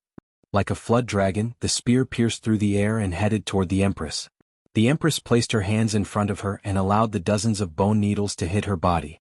She circulated her blood essence, and the bone needles that had just pierced through her skin turned into powder. 6 iron needles landed in the Empress's hands in a flash. She turned her hand and threw them at the people chasing behind her. Everyone was shocked and prepared to dodge. With the strength of the Empress and these specially made iron awls, if they hit a person's body, it would create a bowl-sized hole. Then they saw that the nearest iron awl was 3 meters away from them, and it flew past them just like that. Suddenly, the Empress's arm seemed to have no bones as it wrapped around the opponent's long spear. With a twist and a shake, that person immediately lost his grip on the spear handle, and the spear flew straight into the air. At a speed that was difficult for everyone to see, the Empress pointed 7 times in a row at the chest of that person. What kind of finger is this? That person was immediately motionless like a clay puppet after being pointed by the Empress. He muttered to himself, "You're already dead." The Empress didn't even look at him. However, before he died, there was one more person that had to be killed first. She turned around and pounced behind her, but a stone under her feet flew toward Rinpochen. The sound of Rinpochen's arrow not only upset the others, but also made her feel anxious. This stone went straight for the arrow in Rinpochen's hand. The strength of the stone was extremely good, and it was just enough to smash the arrow. However, just as the Empress turned around and pounced toward the crowd, the stone hit Rinpochen's head, who was completely immersed in the music. Rinpochen only felt his vision go black and he fell backward. "Ah!" Qing Yuan and Hong Luan exclaimed softly. They didn't expect the Empress to actually kick a stone over and knock Principal Rin out. However, the two of them heaved a sigh of relief. If the Empress didn't make a move, the two of them wouldn't be able to hold it in any longer. Lin Xiaola was originally in a daze beside Rinpochen. Seeing that Rinpochen was lying down, she rested her head on his stomach and adjusted to a comfortable sleeping position. When Qing Yuan and Hong Luan turned around and saw that one of them had fainted and the other was looking for a comfortable sleeping position, they were almost scared to death. The Empress was fighting in front of them. What was Lin Xiaola doing? The Empress turned around and faced the crowd that was surrounding her. She punched the heads of the beasts that pounced at her. With a pop sound, the beasts dissipated like smoke. Every time a beast was defeated, a crack would appear on the chessboard in the hands of the person holding the chessboard. At this point in time, the cracks on the chessboard were already densely packed. Out of the dozens of beasts that were created previously, only about 10 were left on the periphery. After defeating a few beasts, the Empress leaped up and pounced toward Tai Feng, who was behind her. Her 5 fingers clawed at his head. "Stop her!" Shan Ro hurriedly shouted. A paper umbrella appeared just in time between the Empress and Tai Feng. It was Chang Tian's doing. When the paper umbrella was opened, it blocked the Empress's claw, but a hole was gouged out. Following which, he closed the paper umbrella and used it like a spear or a sword.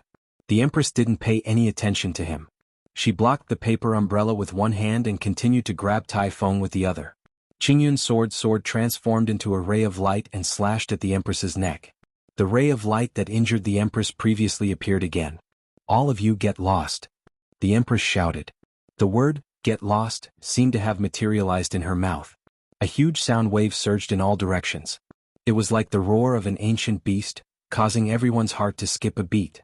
The redness on the surface of the Empress's skin became more vivid and the color of the veins became darker.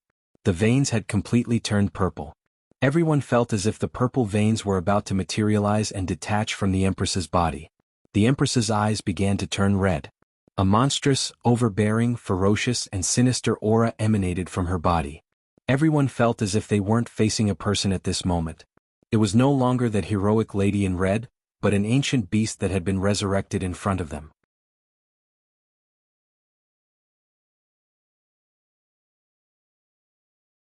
Chapter 462. Die. The Empress's eyes turned red. She sped up and turned into a shadow in front of everyone's eyes. Tai Feng faced the incoming Empress with a crazed look in his eyes. His aura skyrocketed as he shouted, "Saber domain." He stabbed the saber in his hand into the ground. The next second, numerous saber tips emerged from the ground, forming an airtight saber domain with him as the center. However, the Empress only stepped on the saber tips. Her shoes had already been pierced, so she used the tip of her foot to tap on the saber tips as if she was dancing on them. As the Empress's figure streaked across the air, the sabers behind her shattered into pieces and turned into light spots that dissipated in the air. Everyone could see that it was a perfectly straight path amidst countless steel blades. Slash! Tai Feng's body straightened and he swung the saber in his hand from the ground. The saber was shrouded in a red glow that was several meters long and collided with the red glow of the Empress. At the same time, Countless saber tips shot out from the ground and formed a saber dragon that swallowed the Empress. Dust and dirt flew everywhere, and a series of metallic clangs resounded in everyone's ears. When the dust settled, the two of them could be seen standing in the middle of the field. The Empress was holding a heart in her hand. Fresh blood was splattered on her cheeks, matching the purple veins on her face. Tai Feng clutched his chest with one hand and held the broken saber in the other. His body swayed a little before he fell to the ground. He still had a crazy look in his eyes. "I finally hurt you." Traces of blood flowed out from the Empress's abdomen. In the blink of an eye, the wound stopped bleeding. The Empress controlled her body to stop the bleeding, but the wound didn't heal. As Tai Feng fell, the flesh on the chest of the man who had fallen to the ground suddenly burst open. In the blink of an eye, only his skeleton was left. Just like the Empress said, he was already dead. Two dead, one seriously injured. The Empress had 2 saber wounds. "Chief. Warlord." Many Earthwheel experts below shouted when they saw Tai Feng fall. The spectators all felt a tinge of sadness in their hearts. Although Tai Feng's previous 2 moves had activated all of his blood, qi and divine soul, he wouldn't be able to live for long even if Qi Zixiao didn't kill him. However, from those 2 moves, they could tell that he was only a step away from condensing a divine weapon. Even if he didn't activate his qi, blood and soul, he could still use it. However, he knew that he would definitely die, so he held the thought of biting Qi Zixiao even if he had to die, so he activated his qi, blood and soul to increase his strength. That was how he managed to injure Qi Zixiao in a head-on collision. However, everyone quickly extinguished this trace of sadness. After all, everyone who had come here was prepared to die. The Empress was injured and her eyes were red. The corners of her eyes slanted upwards, giving off a murderous vibe. She was incomparably ferocious. As she turned around, her fine black hair fluttered in the wind as she charged towards the person closest to her. "Stall for time. There's a time limit to her current state." Qingyun's sword shouted from afar. Qi Zixiao's current state had indeed greatly improved her strength. Compared to the time when there were no wrinkles on her face, she was at least several times stronger. However, this kind of cultivation method could not be maintained for long. "Set the formation. Kill the people up there." Qingyun's sword could see Rinpochien's position in Rinpochien's heart from how the Empress wanted to kill that spirit wheel expert even after taking a blow from him. Although this was somewhat despicable and didn't meet his lifelong goals, this was a matter of life and death. All the experts in Tianjing Basin were already here.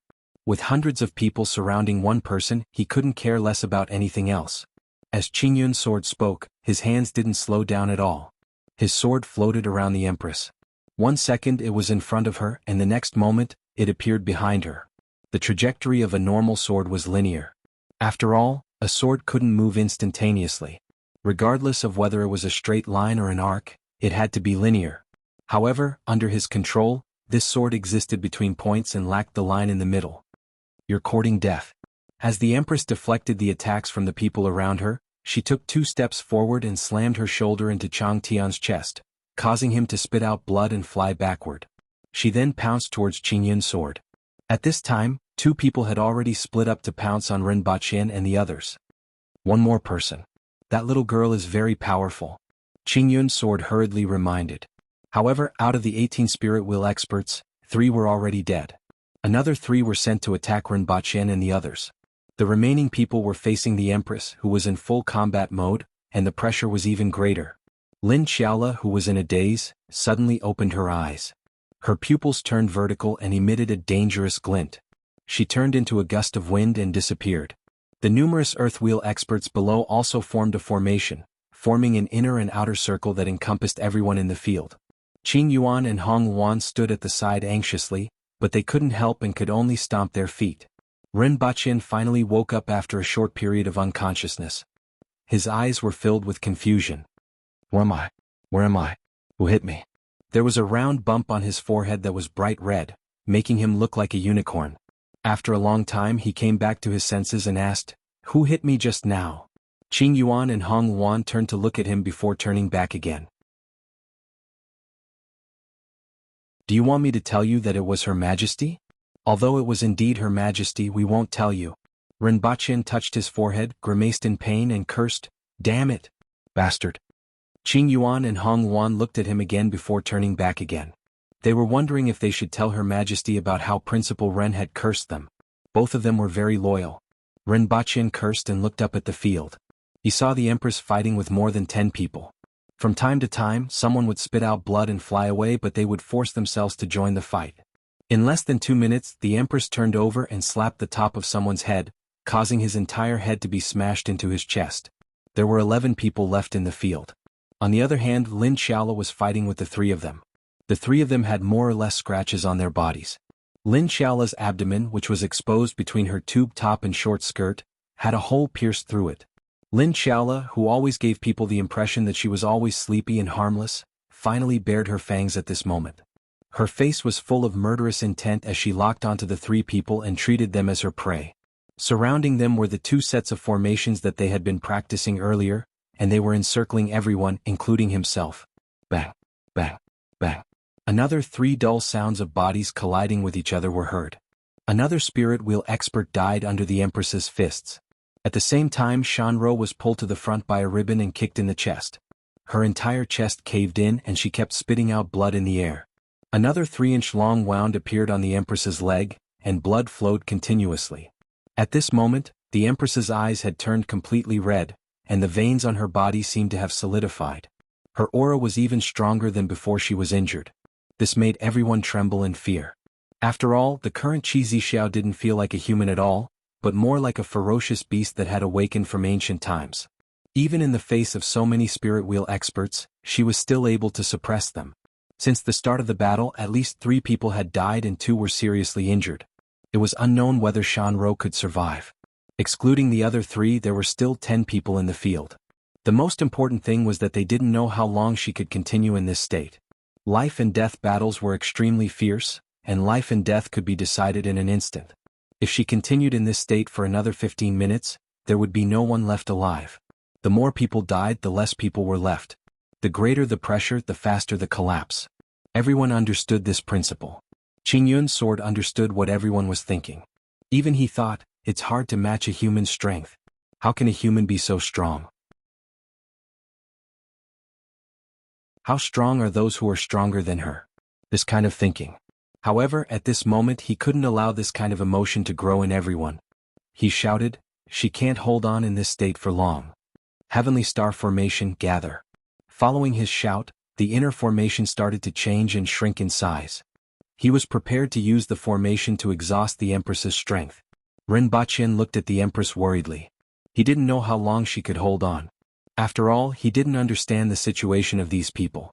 He was only a man-wheel expert. Then he silently opened the box that Lin Xiaola had been holding, revealing dozens of fortified smoke grenades inside.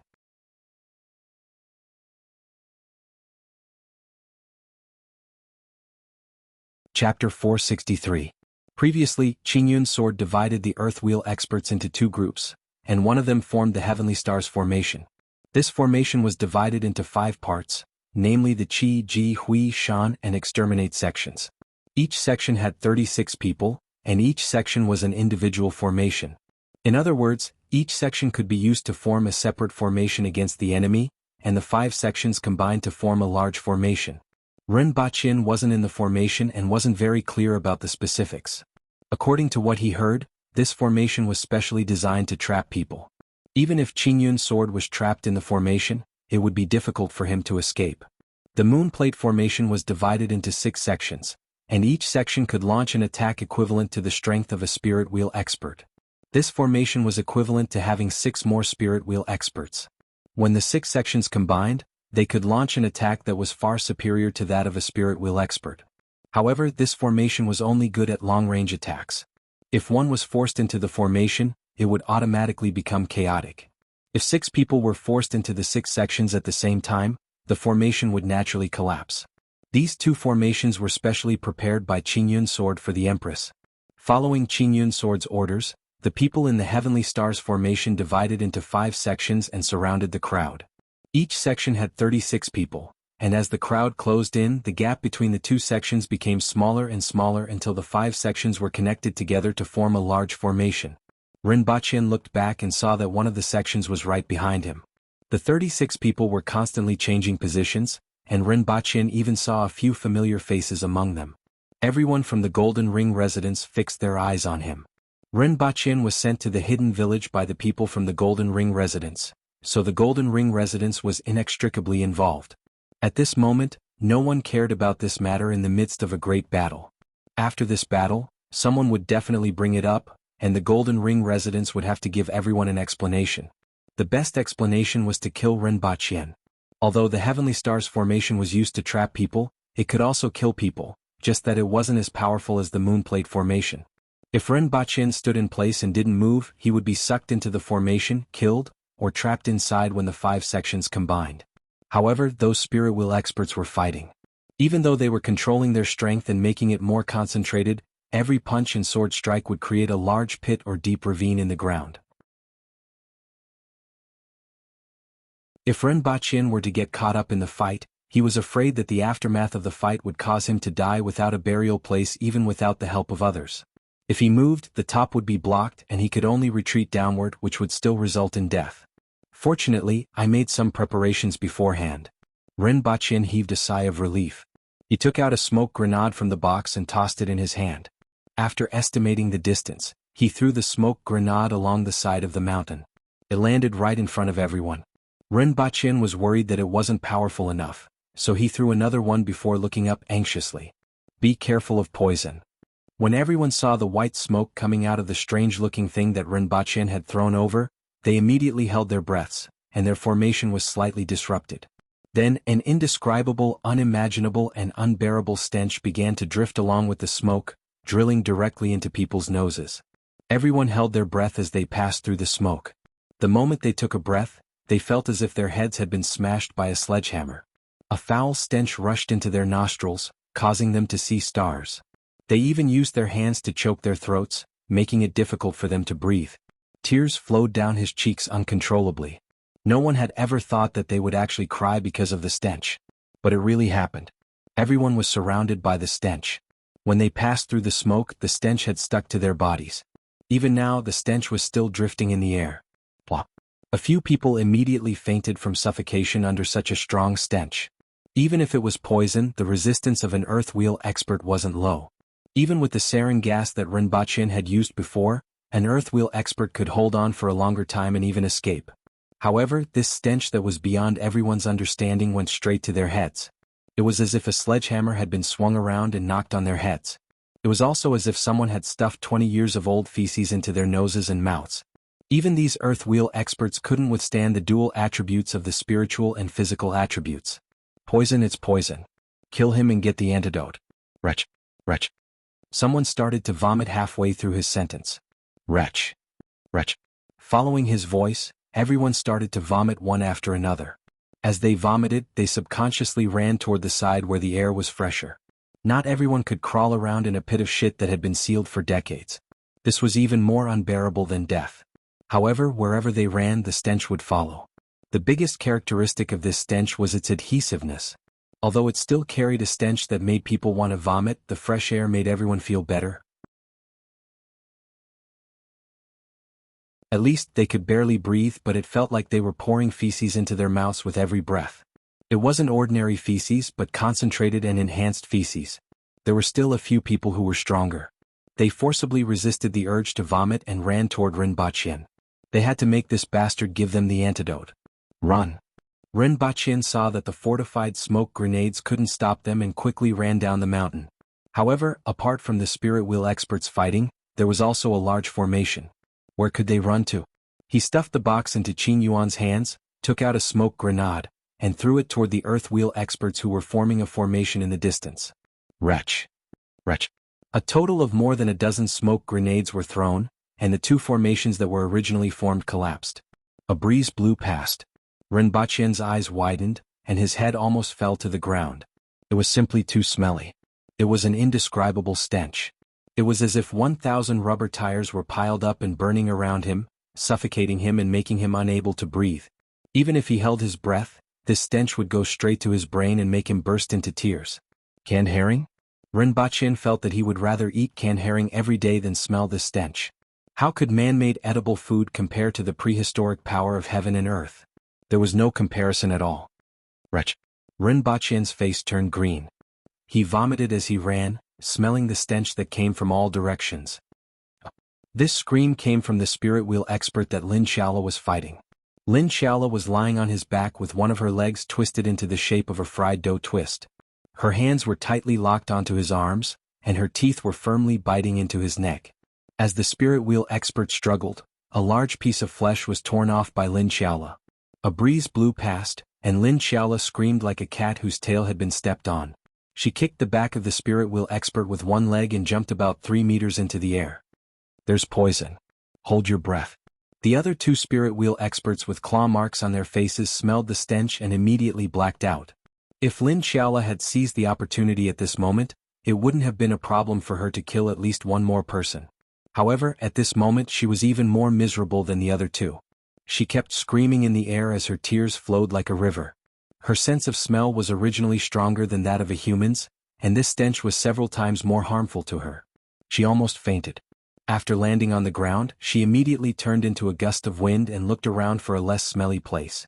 In the end, she directly collided with Ren Baqin, causing him to tumble.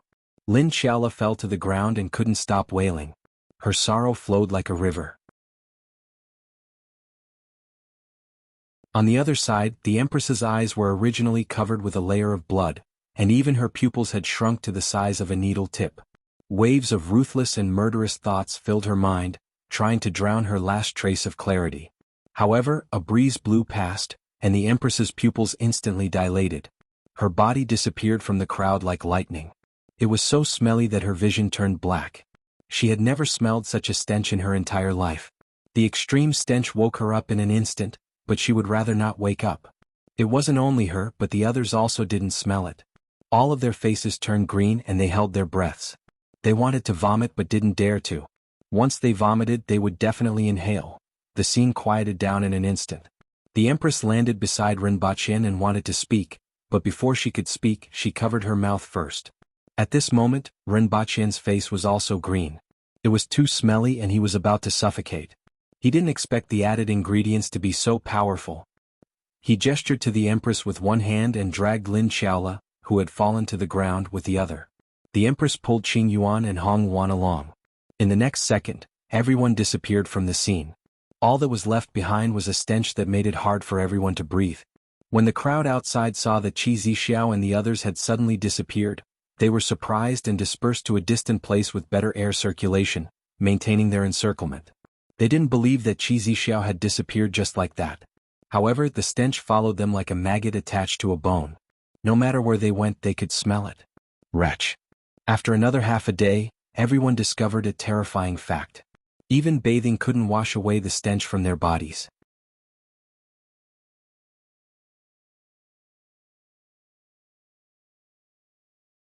Chapter 464. As soon as everyone returned to Earth, the Empress went straight to her room to take a bath. It was too smelly and she couldn't stand the stench anymore. Ren Baqin, Lin Xiaola, Qing Yuan and Hong Yuan vomited all over the floor. Wretch. The sound of vomiting echoed throughout the house. Lin Xiaola was vomiting and crying at the same time. She cried and vomited at the same time. She was heartbroken. She had never suffered such a serious injury in her life. The stench was even more damaging to her than having a hole in her abdomen and legs twisted into a fried dough twist. This place is, wretch. Qing Yuan and Hong Yuan asked while vomiting. Follow me, wretch. Ren Baqin vomited as he dragged Lin Xiaola to the swimming pool and threw her in. Lin Xiaola immediately jumped out after falling into the water. She didn't seem to like water, but when she smelled the stench on the shore, she cried and jumped back in again. She held the edge of the swimming pool tightly. Qing Yuan and Hong Yuan didn't need Ren Baqin's instructions. They jumped into the pool themselves and wanted to wash off the stench. Ren Baqin threw them into the swimming pool and felt suffocated. He quickly ran back to his room to take a bath. After half an hour, all kinds of screams and the Empress's angry roars could be heard from all over the house. He couldn't wash off the stench even after taking a bath. Ren Baqin shuddered as he tried his best to wash off the stench on his body. The Empress's voice seemed to be very angry. Would she vent her anger on him? After thinking about it carefully, the Empress didn't seem to need to vent her anger on him since he was one of the main culprits. However, there were a few people in front of him. They were the ones who made the smoke grenades and gave them to him. Bang! Hearing the loud noise from the Empress's room, Ren Baqin ran out naked to check on his phone to see if there was anything that could remove the concentrated skunk musk. Before he could find anything, the Empress rushed in with a bath towel wrapped around her. She didn't even look at him and rushed straight into the bathroom, leaving a dumbfounded Rinpoche behind. He went to the Empress's room to take a look and heard the sound of water splashing as soon as he entered. Rinpoche looked out and saw that the shower in the bathroom had been dismantled by the Empress into a pile of parts. This showed how angry the Empress was at this moment. Rinpoche hurriedly gave Yang Sen a call. It was this damned fellow who gave him that batch of things. What he wanted was something powerful that could save the situation at a critical moment. This thing was indeed very powerful, much more powerful than he had expected. However, the side effects were also very powerful, much more powerful than he had expected. This was simply perishing together with the enemy. How do I wash away the smell of that thing? Rinpoche asked while gritting his teeth. You're infected? Yang Sen asked. How do we wash it off? Rinpoche flew into a rage. Didn't I tell you last time? Time will solve everything. I want it now, I'm going to suffocate. Rinpoche said fiercely. He was really going to suffocate. Even after such a long time, his nose still hadn't gotten used to this smell. It was constantly being attacked both physically and mentally. You can try vinegar, detergent and tomatoes, Yang Sen said. After he finished speaking, Rinpoche hung up the phone. Yang Sen put down the phone and laughed. He finally saw that guy suffer a setback. Just like what he said, time would solve everything. At least in the laboratory there wasn't a good solution. This damned smell could only be solved with time. Even ordinary skunk musk was very difficult to remove and required more than 3 days, let alone this concentrated one. Its power was increased by several times. The duration was also. After he called Shen Feng, the Empress appeared in front of him in a bathrobe and retreated to the door in disgust. The smell on Rinpoche's body was too strong. Of course it was the same for her. However, when the two of them were together, the smell seemed to be much stronger. The Empress's eyes were red. How can I get rid of the smell? She didn't even care about the excruciating pain she felt after recovering from that state. Your Majesty, please wait for a moment. I have already sent someone to deliver the things, Rinpoche said. He prayed that those things would be useful. He felt that the Empress was going crazy. Who did it? The Empress's eyes were red and overflowing with murderous intent. She had made up her mind that she wouldn't let that guy die too easily. She definitely wouldn't let him die an easy death. She must suppress him in front of the palace for thousands of years. Rinpoche was speechless. Your Majesty, let's talk about this after the smell is washed off. Why don't you go in and soak for a while? At least you will feel better after soaking in the water. After the Empress left, Rinpoche heaved a sigh of relief. The Empress was going crazy. If she found out that he was the one who did it, he would probably be in big trouble. Who knew that this thing was so powerful? After all, he had only heard about it and hadn't experienced it personally. He definitely couldn't understand the feeling of being surrounded by this kind of stench. An hour later, Shen Feng opened the door and quickly retreated as if she was struck by lightning. She left the 2 boxes in front of Rinpoche's door, quickly escaped to the car and gave Rinpoche a call. Rinpoche quickly took out the boxes and divided the contents into 3 parts: the Empress, himself and Lin Xiaola. After an hour, Rinpoche sadly discovered that these things were useless. Boom! The bricks in front of Rinpoche were sent flying. Lin Xiaola rushed in with red and teary eyes and clawed at Rinpoche's face. Bastard! I'll fight it out with you. Lin Xiaola finally knew that this bastard was the culprit. Boom! Boom! There were 2 consecutive loud noises. The Empress broke through the wall of Rinpoche's bathroom and sent Lin Xiaola flying with a punch. Overflowing with murderous intent, she said, "If you hit him, I'll kill you first. I'm going to fight it out with that bastard. It's all that bastard's doing." Upon hearing this, the murderous Empress's face immediately darkened. She looked at Rinpoche coldly and asked, "You did it?" Rinpoche immediately broke out in a cold sweat. "Your Majesty, I've sweated for the country. I've bled for the front line." 5 minutes later, Rinpoche had a big bump on his head and claw marks all over his face. He was wearing only a pair of underpants and was tied up and hung outside the window. He wondered if he should give up on young senator, thinking about the consequences. He was afraid that the Messier 87 department would be massacred by the Empress. Forget it, it was better to bear it himself. Otherwise, something big would definitely happen. Who asked him to be stubborn? He was a stubborn person. This is life. After hanging outside the window for a day, Rinpoche felt that the smell wasn't that bad. It was just a little like the smell of rotting animal corpses soaked together with feces from the open-air toilets in summer. Although he had never smelled rotting animal corpses before, the smell made him feel like he was soaking in a pool filled with those things. Well, the smell was a little terrible. He recalled his lost youth while feeling nauseous. After an unknown amount of time, he finally heard the window above him open. "Your Majesty, I've bled for the country. Everything I've done is for your Majesty." "Eh? Your Majesty? What's in your hand? Where did you get the whip from?" On Mount Wu, an old man was sitting cross-legged on a rock by the stream. "Master, I've brought you medicine and a change of clothes," two young disciples shouted from afar. "Come over and talk. Why are you standing so far away?" The old man opened his eyes and a glint flashed across them. "Master, this is fine." The two disciples smiled awkwardly. Previously, the two of them didn't take it seriously and almost fainted. After experiencing it once, the two of them really didn't want to experience it again. Public morals are degenerating with each passing day. A trace of sorrow flashed across the old man's face. Wasn't it just a little smelly? Just as he thought of this, a gust of wind blew past and his stomach churned again. Ugh! There were many people who had the same experience as him. One had to know that those who were afflicted were at least at the earth wheel level. Almost all of them were old experts or higher-ups from various sections. When had they ever encountered such an encounter, smelled such a stench and suffered like this? This smell had exceeded the limits of what humans could tolerate. Killing people was just a matter of nodding one's head to the ground.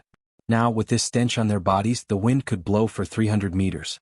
Not to mention others, even their own disciples weren't willing to be near them. Even they despised themselves.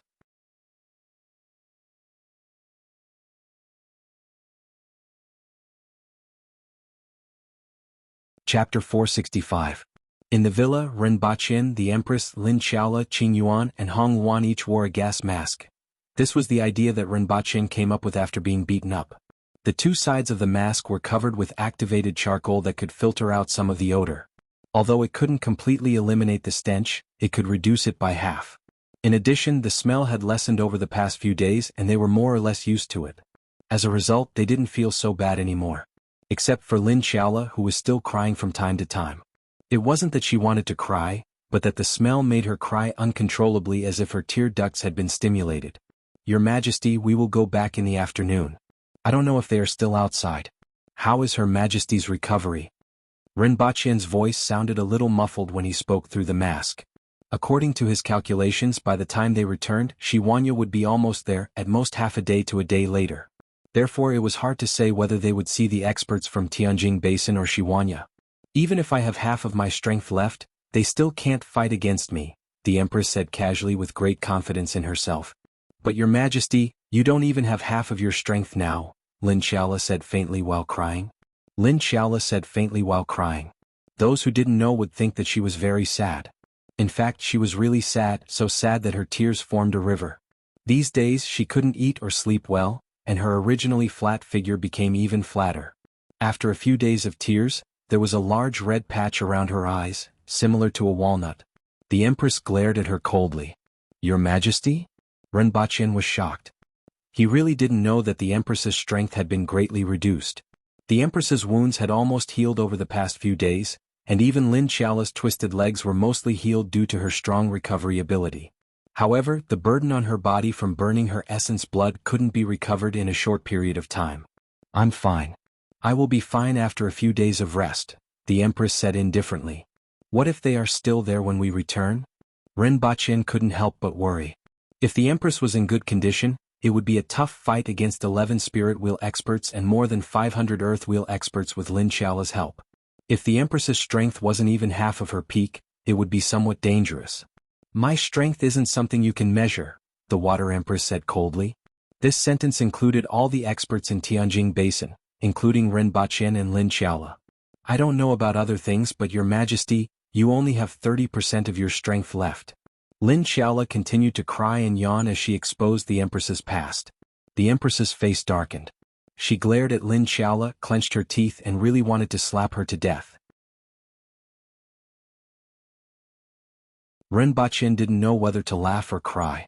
"Why are you still so stubborn at this juncture?" "Your Majesty, there are still some added smoke bombs," Ren Baqian cautiously suggested. For the sake of these damned smoke bombs, the Empress had been looking at him in exasperation these past 2 days. If it was someone else, they would have been slapped to death by her. How dare you? The Empress's eyes were filled with murderous intent. Oh. Lin Xiaola immediately jumped up from the ground. Your Majesty, please be patient for the sake of your safety. Besides, don't you have a gas mask now? I'd rather die. The Empress exuded a murderous aura. Your Majesty, think about your unborn child. Pa. Bang. Rinpoche used a lot of effort to get down from the wall. His gas mask was broken and stuck to his face. Ugh. Without the gas mask, Rinpoche felt that the stench in the room immediately became stronger. After half a day, Rinpoche was shot into the wall 6 times. This finally made the Empress soften a little. She gritted her teeth and tearfully acquiesced to Rinpoche's plan to bring the remaining smoke bombs with him and use them if the situation became dangerous. With her pride, she acquiesced to Rinpoche's plan because she was a little soft-hearted after seeing Rinpoche's bloody nose and swollen face. On the other hand, Lin Xiaola was grinding her teeth and had the intention to bite Rinpoche to death. However, what comforted everyone was that there was still a gas mask that could reduce the stench by half. This comfort came from Rinpoche's words. You and your opponent fell into a pit filled with hot feces. You have a gas mask but your opponent doesn't. What a blessing. The strength of both parties is also at an equal level. After all, the power of this smoke bomb isn't weaker than any biological weapon of mass destruction. Of course, the price was that Rinpoche was shot into the wall for the 6th time. There was a reason why Rinpoche was shot into the wall 6 times. Early morning Wu City. Since yesterday there had been an unbearable stench in Wu City. Especially this morning, this stench had reached its peak. The entire warlord's residence was surrounded by this stench, which was like a mixture of rotting corpses and hot feces. The guards and maids in the warlord's residence were about to faint. Damn it, I can't take it anymore, someone cursed. If you think about it, it won't be there. If you think about it, it will naturally come. Another old man's identity as an expert didn't last long. The stench has weakened a little, but it should be better in a few days. Why do I feel that it's heavier? It's because there are too many people here. When we catch that bastard, we must skin him and hang him on the city wall to let him die under the scorching sun, someone said hatefully. Will Qi Xiao come back? How did they disappear? Everyone was puzzled and couldn't find an answer. Qi Xiao had disappeared for a day, and no one knew where she went. No one knew if she would return or how she did it. Let's think about how to deal with Shiwanya first. If Qi Xiao dies and Shiwanya is annihilated here, the gate to Tianjing Basin will be opened. However, now that Qi Xiao has disappeared and hasn't been seen for a day, we have to force Shiwanya to retreat first before letting people search the entire Tianjing Basin. I don't believe that they really disappeared without a trace. The news of Shiwanya entering Tianjing Basin with 3,000 soldiers naturally couldn't be hidden. Previously, everyone's thoughts were on Qi Xiao and wanted to surround and kill her. Then they would use her head to confuse Shiwanya's army and defeat the other party. However, at this time, Qi Xiao was missing and Shiwanya's army had broken through several obstacles at a speed that exceeded everyone's expectations and was approaching Wu City. Everyone had to face this problem, which was also the reason why they gathered here. After 2 hours, everyone finally finished their discussion and fled. With so many people gathered in one place, the stench was enough to make one's vision go dark.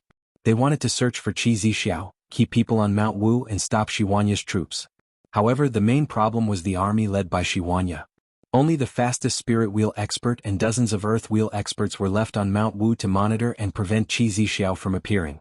However, everyone didn't have high hopes for this. Perhaps Qi Xiao was already thousands of kilometers away.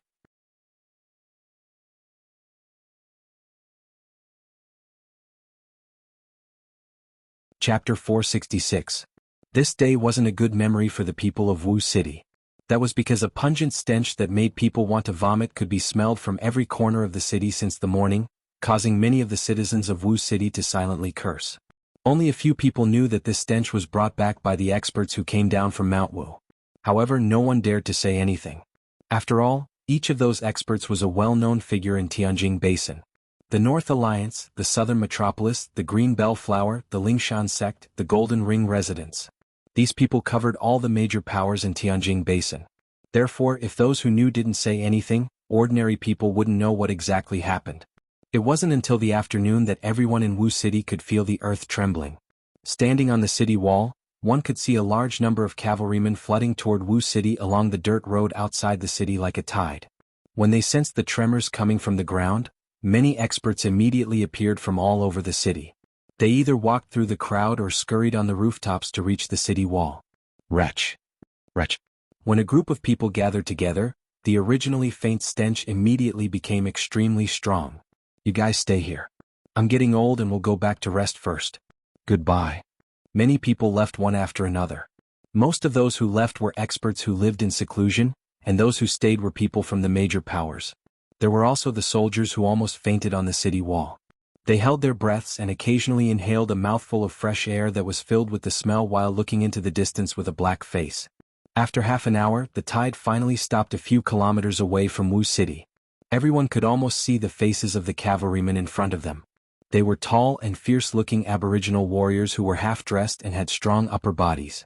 However, they couldn't hide the fatigue on their faces, and there were many new wounds on their bodies. In 9.5 days they rushed from Gu City to Wu City and broke through 5 interceptions during this period. A few flags embroidered with the words, Nan Fu, and Shi fluttered among the troops. As soon as the troops stopped, the cavalrymen dispersed to both sides. A general riding on a saber-toothed tiger came to the front of the formation and looked up at the people on the city wall. Just by sitting on the saber-toothed tiger's back, one could feel a bloody and murderous aura. Everyone felt as if they were on a battlefield, surrounded by a sea of blood and facing a man who was like a god of death. Xiwanya. The people on the city wall immediately recognized him. Although many people hadn't seen him face to face, they immediately recognized him. In Rinpoche's eyes, Xiwanya had a square face and was a handsome aboriginal. However, in the eyes of the people of Tianjin Basin, he was a butcher with a butcher's knife. Where's her? Xiwanya's voice was like thunder, spanning several miles and covering the entire northern part of Wu City. Qi Zixiao is dead and Deyo is about to perish. Aren't you all going back to prepare for your funeral? Qingyun's sword said in a clear voice. Since Qi Zixiao was nowhere to be found, they would first disrupt the enemy's morale and lure them into attacking the city. Then they would kill Xiwanya and his cavalry outside of Wu City. Fit, Fu Hiyunt he said he rent he would say the Qing. Once they were out of Tianjin Basin, half of the south of Deyo would be in chaos. With the Yun Nation and the Qin Nation as support, the barbarians would definitely be badly battered. As soon as he finished speaking, Xiwanya's murderous aura erupted like a volcano eruption. The murderous aura was so concentrated that it was almost tangible. With him as the center, it swept out in all directions. The cavalrymen behind him retreated one after another, and their mounts couldn't even stand steadily. Even the people on the city wall were secretly shocked. Rest for half an hour. Break into the city, slaughter everyone and leave no one alive. Xiwanya's thunderous voice resounded throughout the world. Kill? The cavalrymen behind him were overflowing with murderous aura as they shouted. Then they dismounted and seized the time to rest. Where's Her Majesty? Xiwanya's voice sounded again. How could there be a corpse left after killing an expert like Qi Zixiao? There's nothing left of him. Qingyun's sword said. You scum and trash. How could you harm Her Majesty? However, since you dared to say that you would kill Her Majesty, none of you will be spared. The blood of the whole city will be the price for your words. Xiwanya's voice was full of contempt. What kind of person was Her Majesty? How could she be harmed by these people? He didn't believe Qingyun's sword's words at all. These people dared to say such words, which was the greatest insult to Her Majesty. They would die for insulting Her Majesty. Slaughter the whole city as a warning to others and let everyone see the consequences. They would kill them first and then slowly search for Her Majesty's whereabouts. In addition, Rinpoche had sent a letter saying that all the experts of Tianjin Basin were gathered here. After killing them, Tianjin Basin would no longer have the power to rebel. As for Her Majesty's safety, all the experts of Tianjin Basin were gathered here. As long as they were killed, who else could harm Her Majesty? As a general, Xiwanya wasn't the kind of person who could foresee everything. As the Protector General of the South, he wasn't able to see through people's minds. He had his own way of dealing with the enemy and controlling them. Naturally, there wouldn't be any mistakes after killing all the people who could pose a threat and have the ability to rebel. Xiwanya's words were exactly what everyone in the city wanted. All the experts of Tianjin Basin were gathered in the city. There were 10 spirit wheel experts, 500 earth wheel experts, and more than 1,000 man-wheel experts from various sections. Facing Shiwanya, who had come from afar, and defending the city with such strength, they would bleed to death at the top of the city wall. Both sides had absolute confidence in their own strength and were determined to kill each other. After half an hour, without waiting for Shiwanya's order, many of the cavalrymen at the back stood up and gripped their weapons tightly. All of them were silent. Other than the sound of weapons colliding, there was almost no other sound. Slaughter them all. Shiwanya waved his hand. Kill? Many soldiers roared, grabbed their weapons and rushed toward the city wall. In addition to the weapons in their hands, everyone was carrying a bone spear. This was something that Rinpoche hadn't seen before in the war in the north. Throw! Bust! More than 2,000 people threw their bone spears at the same time, making a loud noise. A large number of bone spears reflected the sunlight and covered the top of the city wall like a cloud. Boom! A huge umbrella unfolded in front of the bone spears. Hundreds of bone spears immediately hit the umbrella and turned into countless broken bones. Qingyun's sword pointed his finger, and the long sword behind him floated in the air, sprinkling countless sword gleams onto the bone spears. Dozens of figures rushed into the sky and blocked the bone spears with dazzling sword gleams and sword gleams. Stubborn resistance. Shiwanya snorted coldly, took the long-handled broadsword from the back of the saber-toothed tiger, and suddenly disappeared. After a few flashes, Shiwanya jumped up with an overbearing sword gleam in his hand. It was as if he was going to split the heaven and earth apart. A figure that faced the bone spear immediately exploded into flesh and blood that filled the sky. At the same time, two other people's auras soared into the sky, leaped from behind the cavalrymen, and rushed toward the top of the city wall. 3 Cardinal Heaven experts from the Protectorate of the South attacked at the same time. On Mount Wu, there was a fluctuation in the air where the Empress and the others had disappeared. 3 people wearing strange masks appeared out of thin air as if they had been squeezed out of it. Although they were wearing gas masks and had changed their clothes, the people who stayed on Wushan Mountain immediately discovered and recognized them. You're tuning in to the Han Li's Wuxia Adventures YouTube channel. We're so grateful for your support, and don't forget to subscribe to join us on this incredible journey through captivating stories. Your generosity through donations truly makes a world of difference, as it's the primary source of revenue that allows me to expand and enhance this channel for you. Thank you from the bottom of my heart for being a part of this adventure.